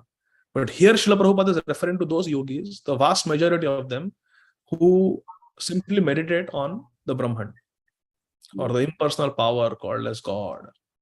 So they will go to Brahman. If a yogi really meditates on Krishna, Krishna's form, he will be so attracted by Krishna's form. Jayati janani vaso devaki janmavado yaduvara parishat swair dorbhirasmin adharmam sthirachara vrijinagna susmita shri mukhena vrajapura vanitanam vardhayan kamadevam. If someone meditates on Krishna, who is the original Kamdev, Vrajapura Vanitanam Vardhayan Kamadevam. This Kamadev Krishna, who we meditate upon while we chant the Kam Gayatri mantra, so attractive. His smiling face, so attractive, that a yogi will not be able to just stop at meditating. The yogi will want Leela Pravesh. The yogi will want to enter the Leelas of Shyam Sundar. How can you just stop by just looking at him? No, then you want to do something. You want to serve him. You want to fan him. You want to make a garland for him. You want to make a garland for him. You want to make sandalwood paste for him. You want to cook for him. You want to chant his name loudly. Then it just doesn't remain dhyan. Then it becomes Shravanam, Kirtanam, Vishnu Smaranam. One becomes a Bhakta, Premi Bhakta. Like that. Okay, Mataji? Okay, Prabhuji. Hare Krishna. One more doubt, Prabhuji. Ashwatthama, he did not kill first time Arjuna. He removed his hair and jewel. But how he got the power, Prabhuji? Ashwatthama, again he discharged the Brahmastra. Yes, yes. Because he had not become completely powerless. I mean, he still had the ability to chant the mantra, to invoke the Brahmastra. But it was assumed that he had been thoroughly defeated. He was captured as a slave, and Yudhishthira Maharaj could have easily given him the death punishment, capital punishment, but he was allowed to go. So he was supposed to live his life in gratitude towards the Pandavas, because they had let him go with his life. So for the sake of his mother. But he was such a wretched soul that he still had no gratitude, and instead he tried to kill them and destroy them. Yes, that is the nature of a wicked person. They don't want anything to do with Krishna consciousness. They are wicked people. So what to do? Such people are there. And therefore, for practical purposes, they should not be shown so much mercy. Because here Ashwatthama got Radharani's mercy in Barsana. That's very exceptional. But the general rule is that one cannot trust a wicked person. And we see it so many times. There are career criminals. They just commit crime after crime after crime. The person who committed mass murders in Memphis, Tennessee, just yesterday it happened. Yesterday, one man in Memphis, Tennessee, he went on a shooting spree throughout the day from morning to late at night. He would go around in the car and just gun down people randomly. He killed several people throughout the day and injured many, carjacked many people. And what was his history? He had committed a murder previously. And there was not enough evidence, so he pleaded guilty for a lesser sentence. He pled guilty and he got only 3 years, out of which he only served 11 months. And in 11 months, they released him. And he's back on the streets. And what did he do? Take a gun and go around shooting yesterday until he was arrested. These are career criminals. What to do? They're like a dog's tail. They will never improve. Srila Gaur Govind Maharaj tells a very nice story of 2 friends in Navadvip. One was a devotee, one was an atheist. The devotee always tried to preach to the atheist friend. Please come with me for Sadhu Sangha, come with me for Hari Katha. No, I'm busy, I have exams, I have this, I have to do shopping, I have so much work to do. Always give excuses. One day, one great Mahatma came on the other side of Ganga and he was holding Bhagavat Saptaha, giving classes. So this devotee friend really wanted his atheist friend to go. So he realized that if I tell him that there is a satsang, he will not come. So let me tell him that the cinema has come on the other side of Ganga. There is cinema they are showing. Come, let's go and watch cinema. On that excuse, I will take him and we will sit in Hari Katha. So he tells his atheist friend, come, a cinema has come on the other side. Let's cross the Ganga. I will pay for your boat ride. Let's go. I will pay for your cinema ticket. We'll watch cinema. Now this atheistic friend came to know that a Babaji has come and he's speaking Hari Katha. So he realized that his friend is lying to him, trying to trick him into attending the Hari Katha. So the atheistic friend told his devotee friend that, oh, you know what, you want to take me in a boat? Actually, I have got motion sickness. Every time I sit in a boat, I get motion sickness and I start vomiting. So you know what? Let's wait for the summer season. In the summer season, the Ganga will dry. Then there will be no water in Ganga. Then we don't have to take a boat and we can walk across the Ganga. So let's wait for summer. We'll wait for the Ganga to dry. Then we'll walk across. So the devotee friend, he smiled. He understood. He's a crooked fellow. So the devotee said, the Ganga will never dry. Does Ganga dry in Mayapur in the summer? Never. So the devotee friend told his atheistic friend, the Ganga will never dry and you will never come for Hari Katha. The Ganga will never dry and you will never come for Hari Katha. From today, our friendship is finished. I was trying to preach to you, but you just won't listen. So now forget it. Now I'm going. So like that. Some people are wicked. They will never listen. So Ashwatthama represents a person like that. And these people have to be dealt with very strictly. Very strictly. That is a lesson we can learn, Mataji. Is that okay? First time there is a detailed explanation to kill Ashwatthama, then Draupadi forgive Ashwatthama. But second time there was nothing like that, na Prabhuji. They did not try. Krishna did not say you kill him and all. Nothing. But our Acharyas explain that he was afraid. And then when he approached Draupadi Devi told Ashwatthama to go to Vrindavan and take shelter of Radharani. And there is a place in Barsana. Now, this is not in some Shastra, but I have heard it from senior devotees. And in Barsana, there is a place where Ashwatthama went on the order of Draupadi Devi, on the instructions of Srimati Draupadi Devi, and he started chanting and praying, calling out the holy name, praying to Radha, Radha, Radha. And Radharani appeared and forgave him and gave him empowerment that in the next Manvantar, he is going to become the Vyasdev. So like that. Okay. Thank you, Prabhuji, for patiently clearing all my doubts. Thank you so much. Hare Krishna. That was me. Sharanagat Mataji. Hare Krishna Prabhuji, Dandavat Pranam. Thank you so much for wonderful class. So in the purport, we were reading in the purport of 42 verse that where Prabhupada is specifically mentioning that, like, Lord Krishna as a Partha Sarathi and with the gopi is the same. And we understand that. But last time in one of the class, you were mentioning that Bhakti Charu Maharaj, I think, was explaining that, like, Krishna was born as a twin brother to Maya at Yashoda's house, and also he was born to Yashoda, and they were merged. So I was just thinking about it, that like how to understand this. Jiva Goswami has written that in his Vaishnava Toshani, Laghu Vaishnava Toshani commentary. Srila Jiva Goswami explains that Rahasya Leela of Krishna's Janma. But it is the same, right? So even though that Krishna went to Mathura and then Dwarka, but he is Krishna's only. It is Krishna's expansion only. Swamsha expansion. So original Krishna, Vrindavan Krishna, Shyam Sundar. But the other forms of Krishna, like there are so many Krishnas in Dwarka. There are 16,108 Krishnas in Dwarka. What about them? So these are all expansions of original Krishna. So they are non-different. That is the meaning. They are non-different. Okay. Thank you so much.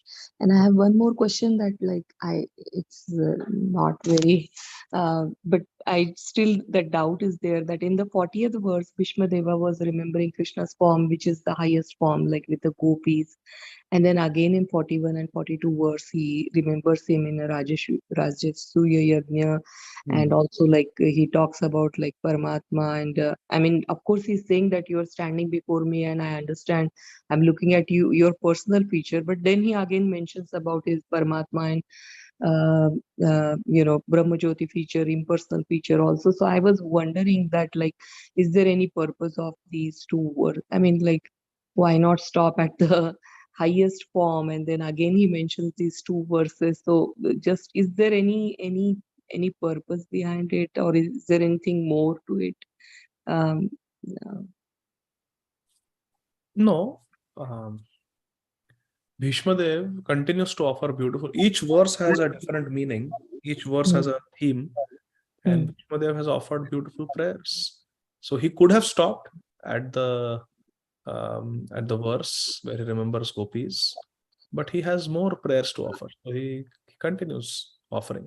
Okay. As far as his destination is concerned, Srila Prabhupada and our acharyas, they all say that he went to one of the planets of Krishna.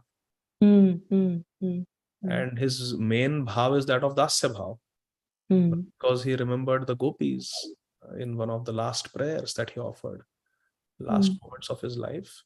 Some acharyas have opined that he got gopi bhav, Shri Bhishma, like that.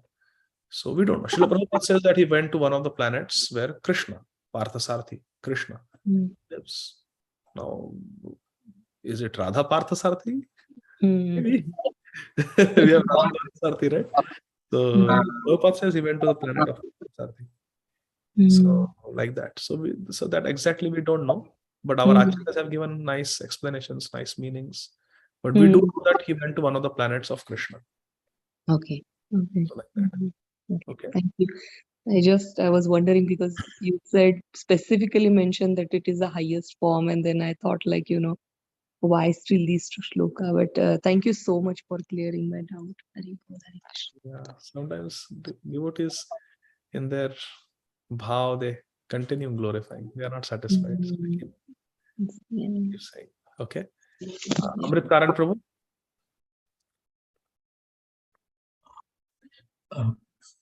Please accept my humble obeisances. Dandavat Pranam. Hare Krishna. This is a very interesting fact you mentioned here, that when we have a material body, we are a Paramatma feature is there. Atma and Paramatma feature is there in our body, in his heart, and we are doing reciprocation. But when somebody is there in the spiritual world, his heart, there is no Paramatma feature. Like that, he is like he has a spiritual body, and whatever Lord Krishna, Lord Vishnu, Vaikuntha planet or Golok Vrindavan, how is reciprocating them? How we are thinking, meditating here in our heart, and sometimes gopis are telling, no, we are seeing you on the heart, but you come out, we like to play with you, we like to sit with you, we like to eat like this. Like they are not satisfied to see Paramatma feature in their heart. So they are coaching like that way, praying like that way. So how we are then reciprocating? How Krishna is reciprocating in the spiritual world? Yeah, or this, yeah. 1 second, everybody. 1 second. I have to take this call.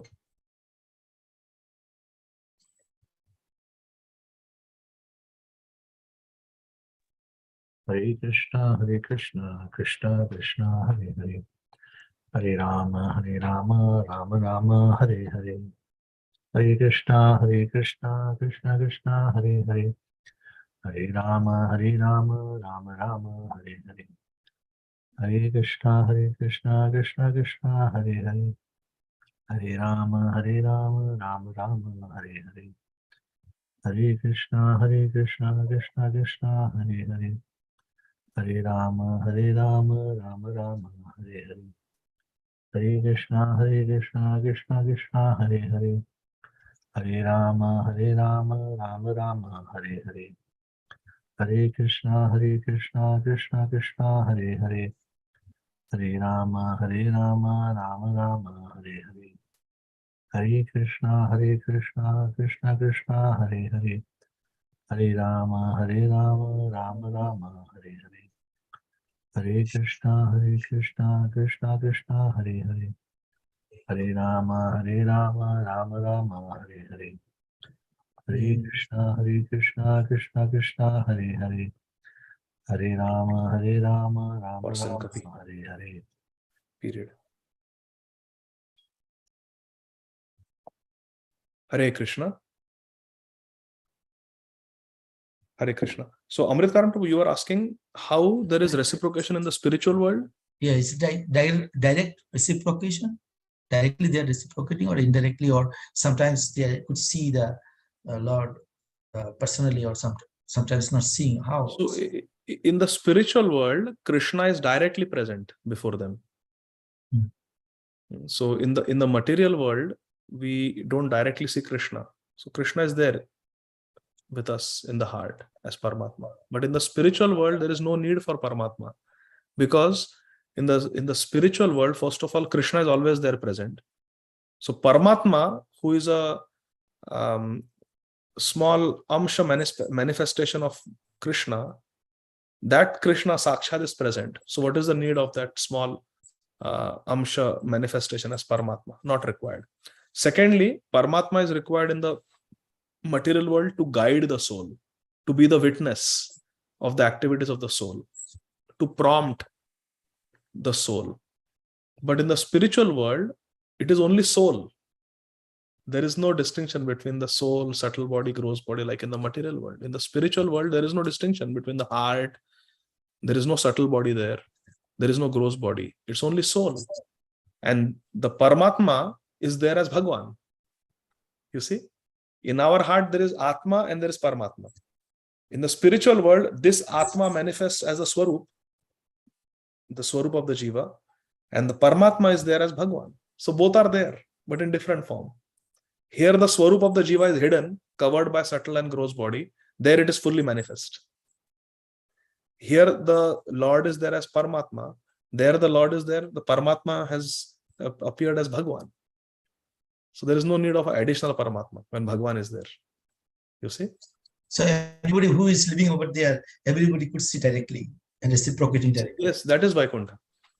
Prabhupada writes, without restriction, without any, with full freedom, the liberated souls are interacting with Krishna. Constantly, all the time. Oh, wonderful. Leela going on. Ashtakalya Leela is going on all the time. Yes, very beautiful. Yad gatva na nivartante tad dhama paramam mama. Is that satisfy your question? Yeah, Prabhu? thank you, Prabhuji. Thank you. I have another question, but today is already late now. Okay. It's quarter after 9. Okay. Anyway. Kirtida Sundari Mataji. Thank you. Thank you.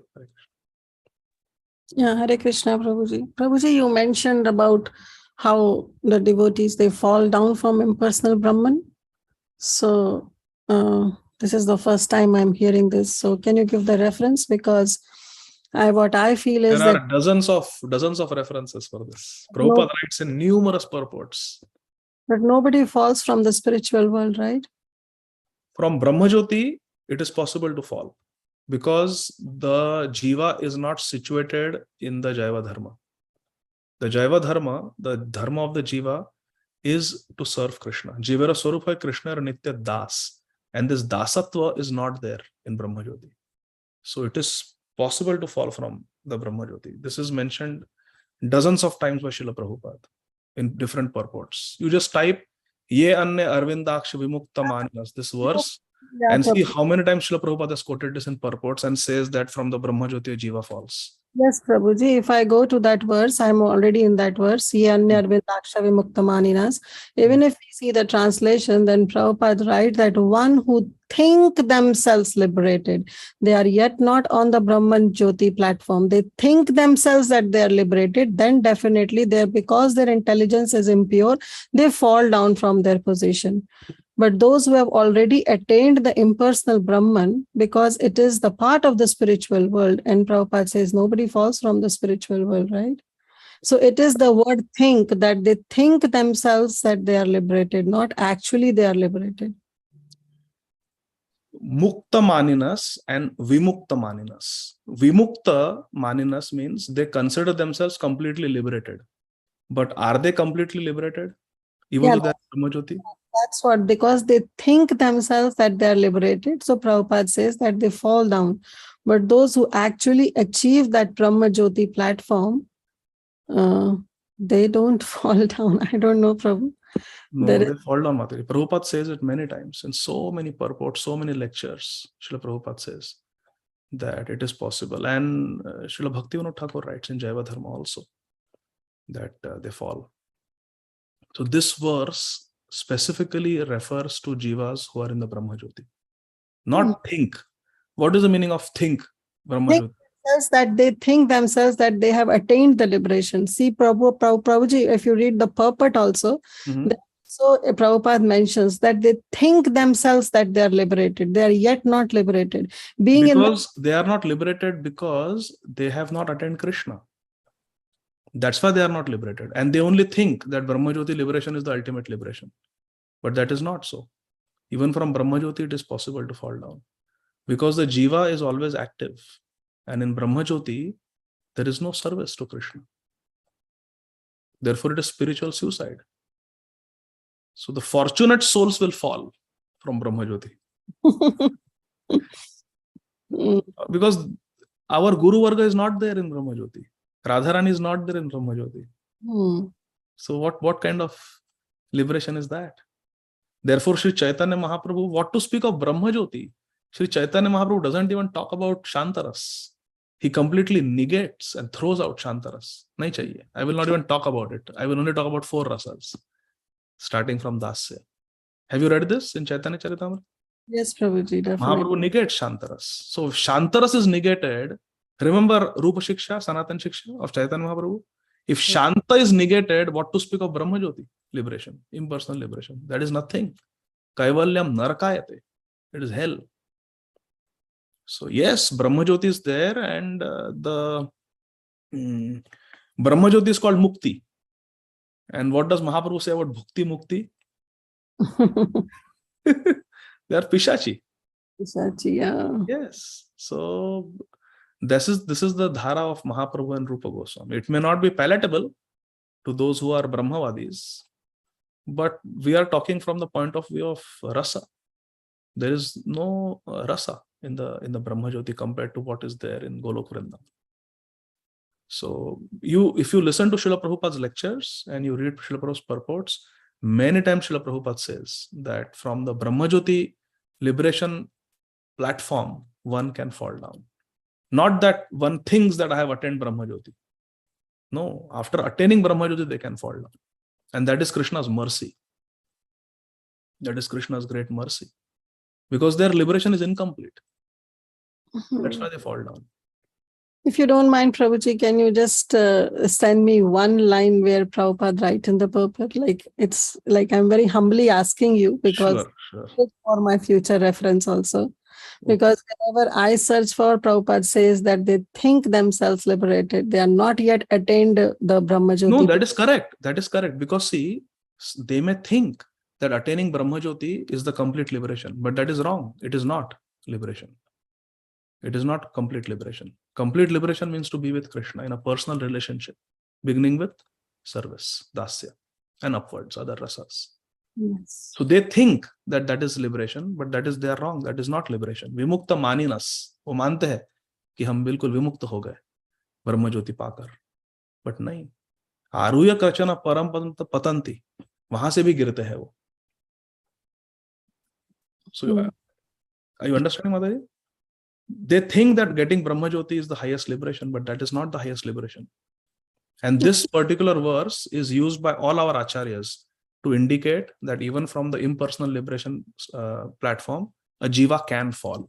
We are not saying all the jivas will fall, but some jivas will fall from the Brahma Jyoti also. But I will share some references. Thank you so much, Prabhu. Hare Krishna. Hare Krishna. Then we have Shama Kumari Mataji.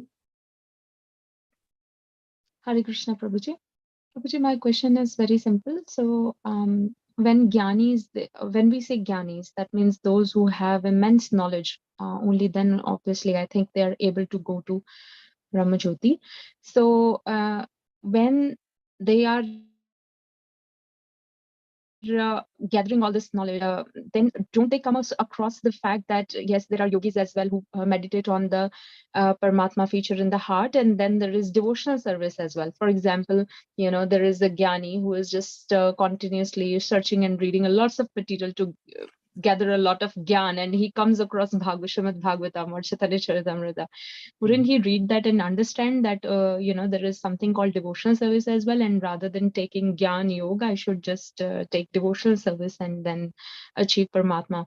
That is one thing. And another thing is that in Bhagavad Gita it is said that some sacrifice their knowledge. I think it's in that particular session where Krishna says that various people, how they sacrifice various things in order to achieve me, and some sacrifice their knowledge. Is it for Gyanis that they ultimately sacrifice their knowledge and they'll go to Brahma Jyoti because then there is no Gyani to bring eternity? I will have to read that verse from Bhagavad Gita. Okay. But let me answer the first question. First question क्या था आपका, मुझे एकदम short में बताइए फिर से. What was your first question? Oh, sorry, you muted yourself. You can unmute, Mataji.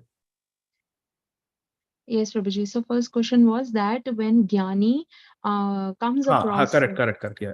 Bhagavatam or yeah, paschati na paschati, वो देखते हैं, वो पढ़ते हैं, but फिर भी समझ नहीं पाते, because ब्रह्मांड भ्रमित को ना भाग्यवान जीव गुरु कृष्ण प्रसादे पाए भक्ति लता बीज. भक्ति लता बीज कोई पढ़ के नहीं मिलता है, गुरु कृष्ण प्रसाद से ही मिलता है. So for example, we say that अहम वेदमी शुको वेत्ति व्यासो वेत्ति न वेत्ति वा भक्त्या भागवत ग्राह्यम न बुधया न चटिकया. कि सिर्फ पढ़ने से और अपने बुद्धि से, शास्त्र पढ़ने से कोई भक्ति नहीं मिलती. शास्त्र पढ़ने के लिए तुम्हें सिर्फ you need to understand Sanskrit language, but कोई लैंग्वेज सीख के भक्ति थोड़ी मिलती है.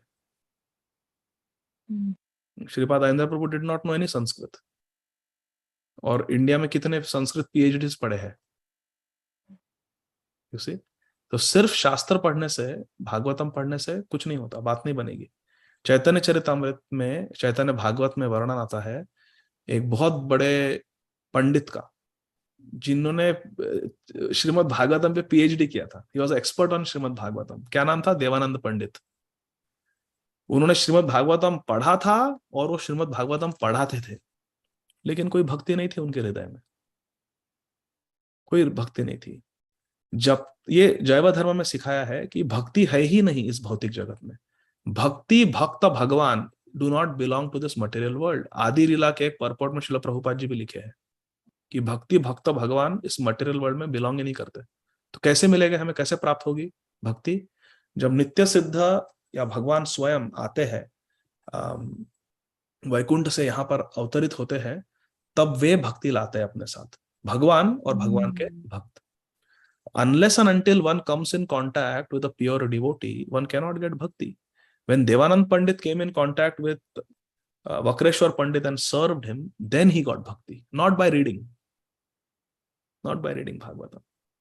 सब शास्त्रों पे एक ताला है माता जी, एक लॉक है. We can read all rasik Vaishnava literature, पूरा पद्यावली पढ़ लो, पूरा विदग्ध माधव, ललित माधव पढ़ लो, पूरा उज्जवल नीलमणि पढ़ लो, उससे कुछ बात नहीं बनेगी. Unless and until we are performing bhajan under the guidance of a pure devotee, बात नहीं बनेगी. क्योंकि भक्ति एक भक्त ही दे सकता है, साधक नहीं, भक्त. जो भगवान का वास्तव में भक्त है वही भक्ति दे सकता है. ठीक है? Yes, Prabhuji. And is there a particular time for a jnani or a yogi to stay in Brahma Jyoti, where they can stay for such and such years and then they have to come down to earth again to ऐसा time तो नहीं पढ़ा मैंने, पर श्रील प्रभुपाद जी के lectures में और श्रील प्रभुपाद जी के परपोर्ट्स में I have read that from the Brahma Jyoti also, and जैव धर्म में भी दिया है कि from the Brahma Jyoti impersonalist can fall down. After how much time, that I don't know, but they can fall down. Yes, जैसे so now I yes, sorry. जैसे जब भगवान किसी असुर को मारते हैं, असुर का वध करते हैं, तो when Krishna kills a demon, the demon usually they get impersonal liberation. ठीक है? सो जैसे हिरण्यकशिपु हिरण्याक्ष को मार दिया तो उन्हें लिबरेशन मिल गया, लेकिन फिर से आया वो.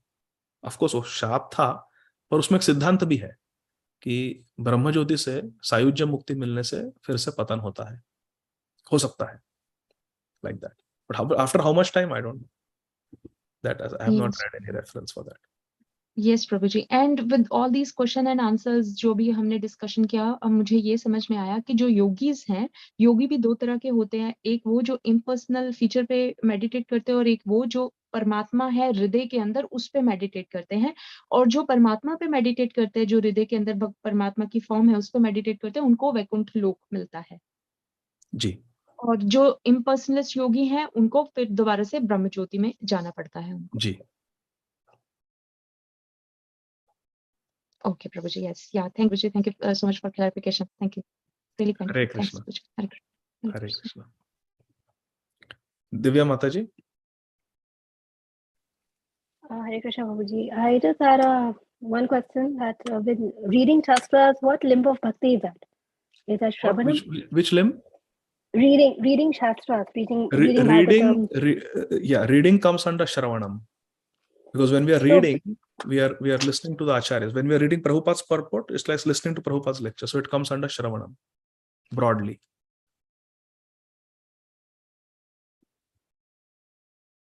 Is that okay, Mataji? If reading is as good as Shravanam, so when we are listening to Bhagavatam and Gita lectures, is it still important to read?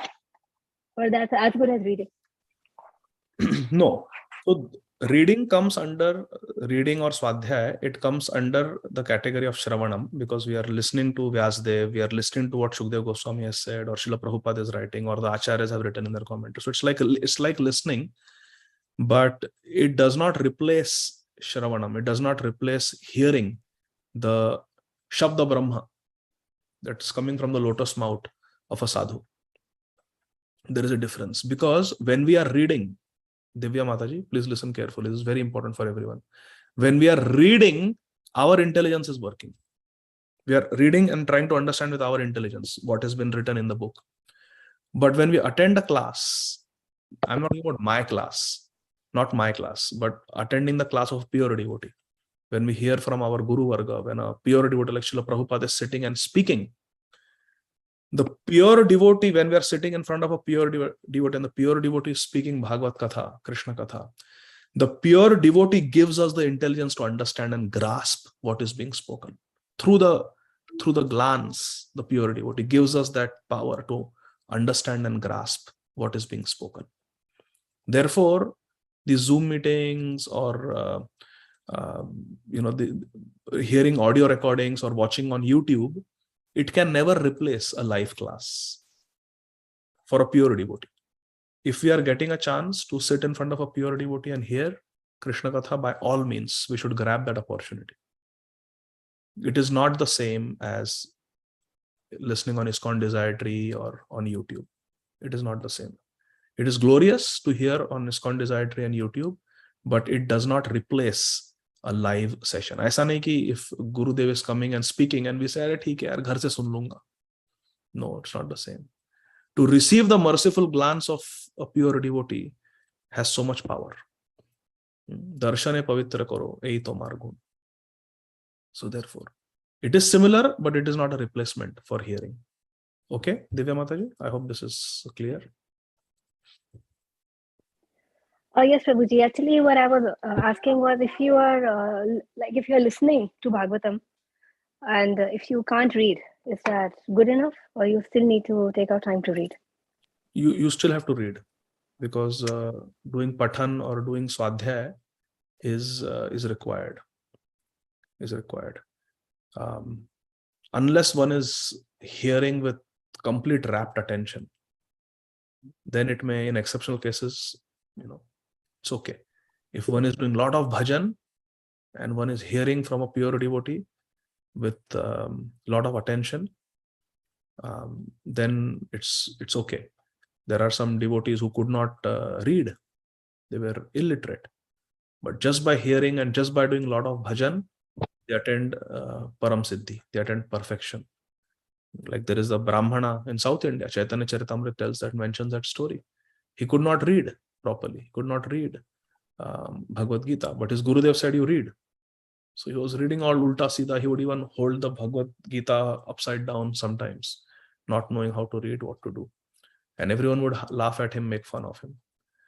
Because he was trying to fulfill the orders of his Gurudev, he attained perfection. Mahaprabhu came and embraced him, Sri Chaitanya Mahaprabhu, and told him, you have understood everything. You are the greatest authority on Bhagavad Gita. He had not read actually properly. Why? Because he was trying to serve his Guru. But for us, for you, for me, it is important to read. Because first of all, we don't have access to live with one's Gurudev. Number two, we are not doing bhajan like we should. So we must read. So you and me, we need to read.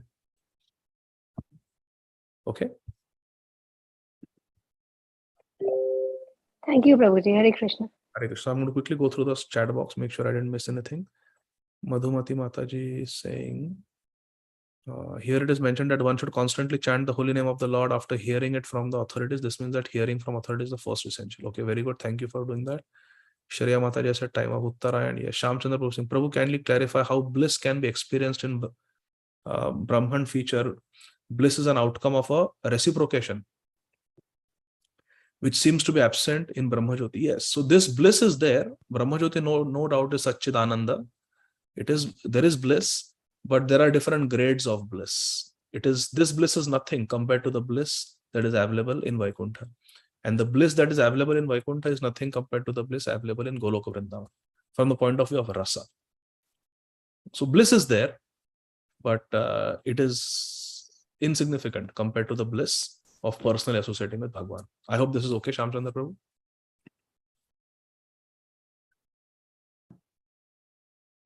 Yes, Prabhuji. Yes.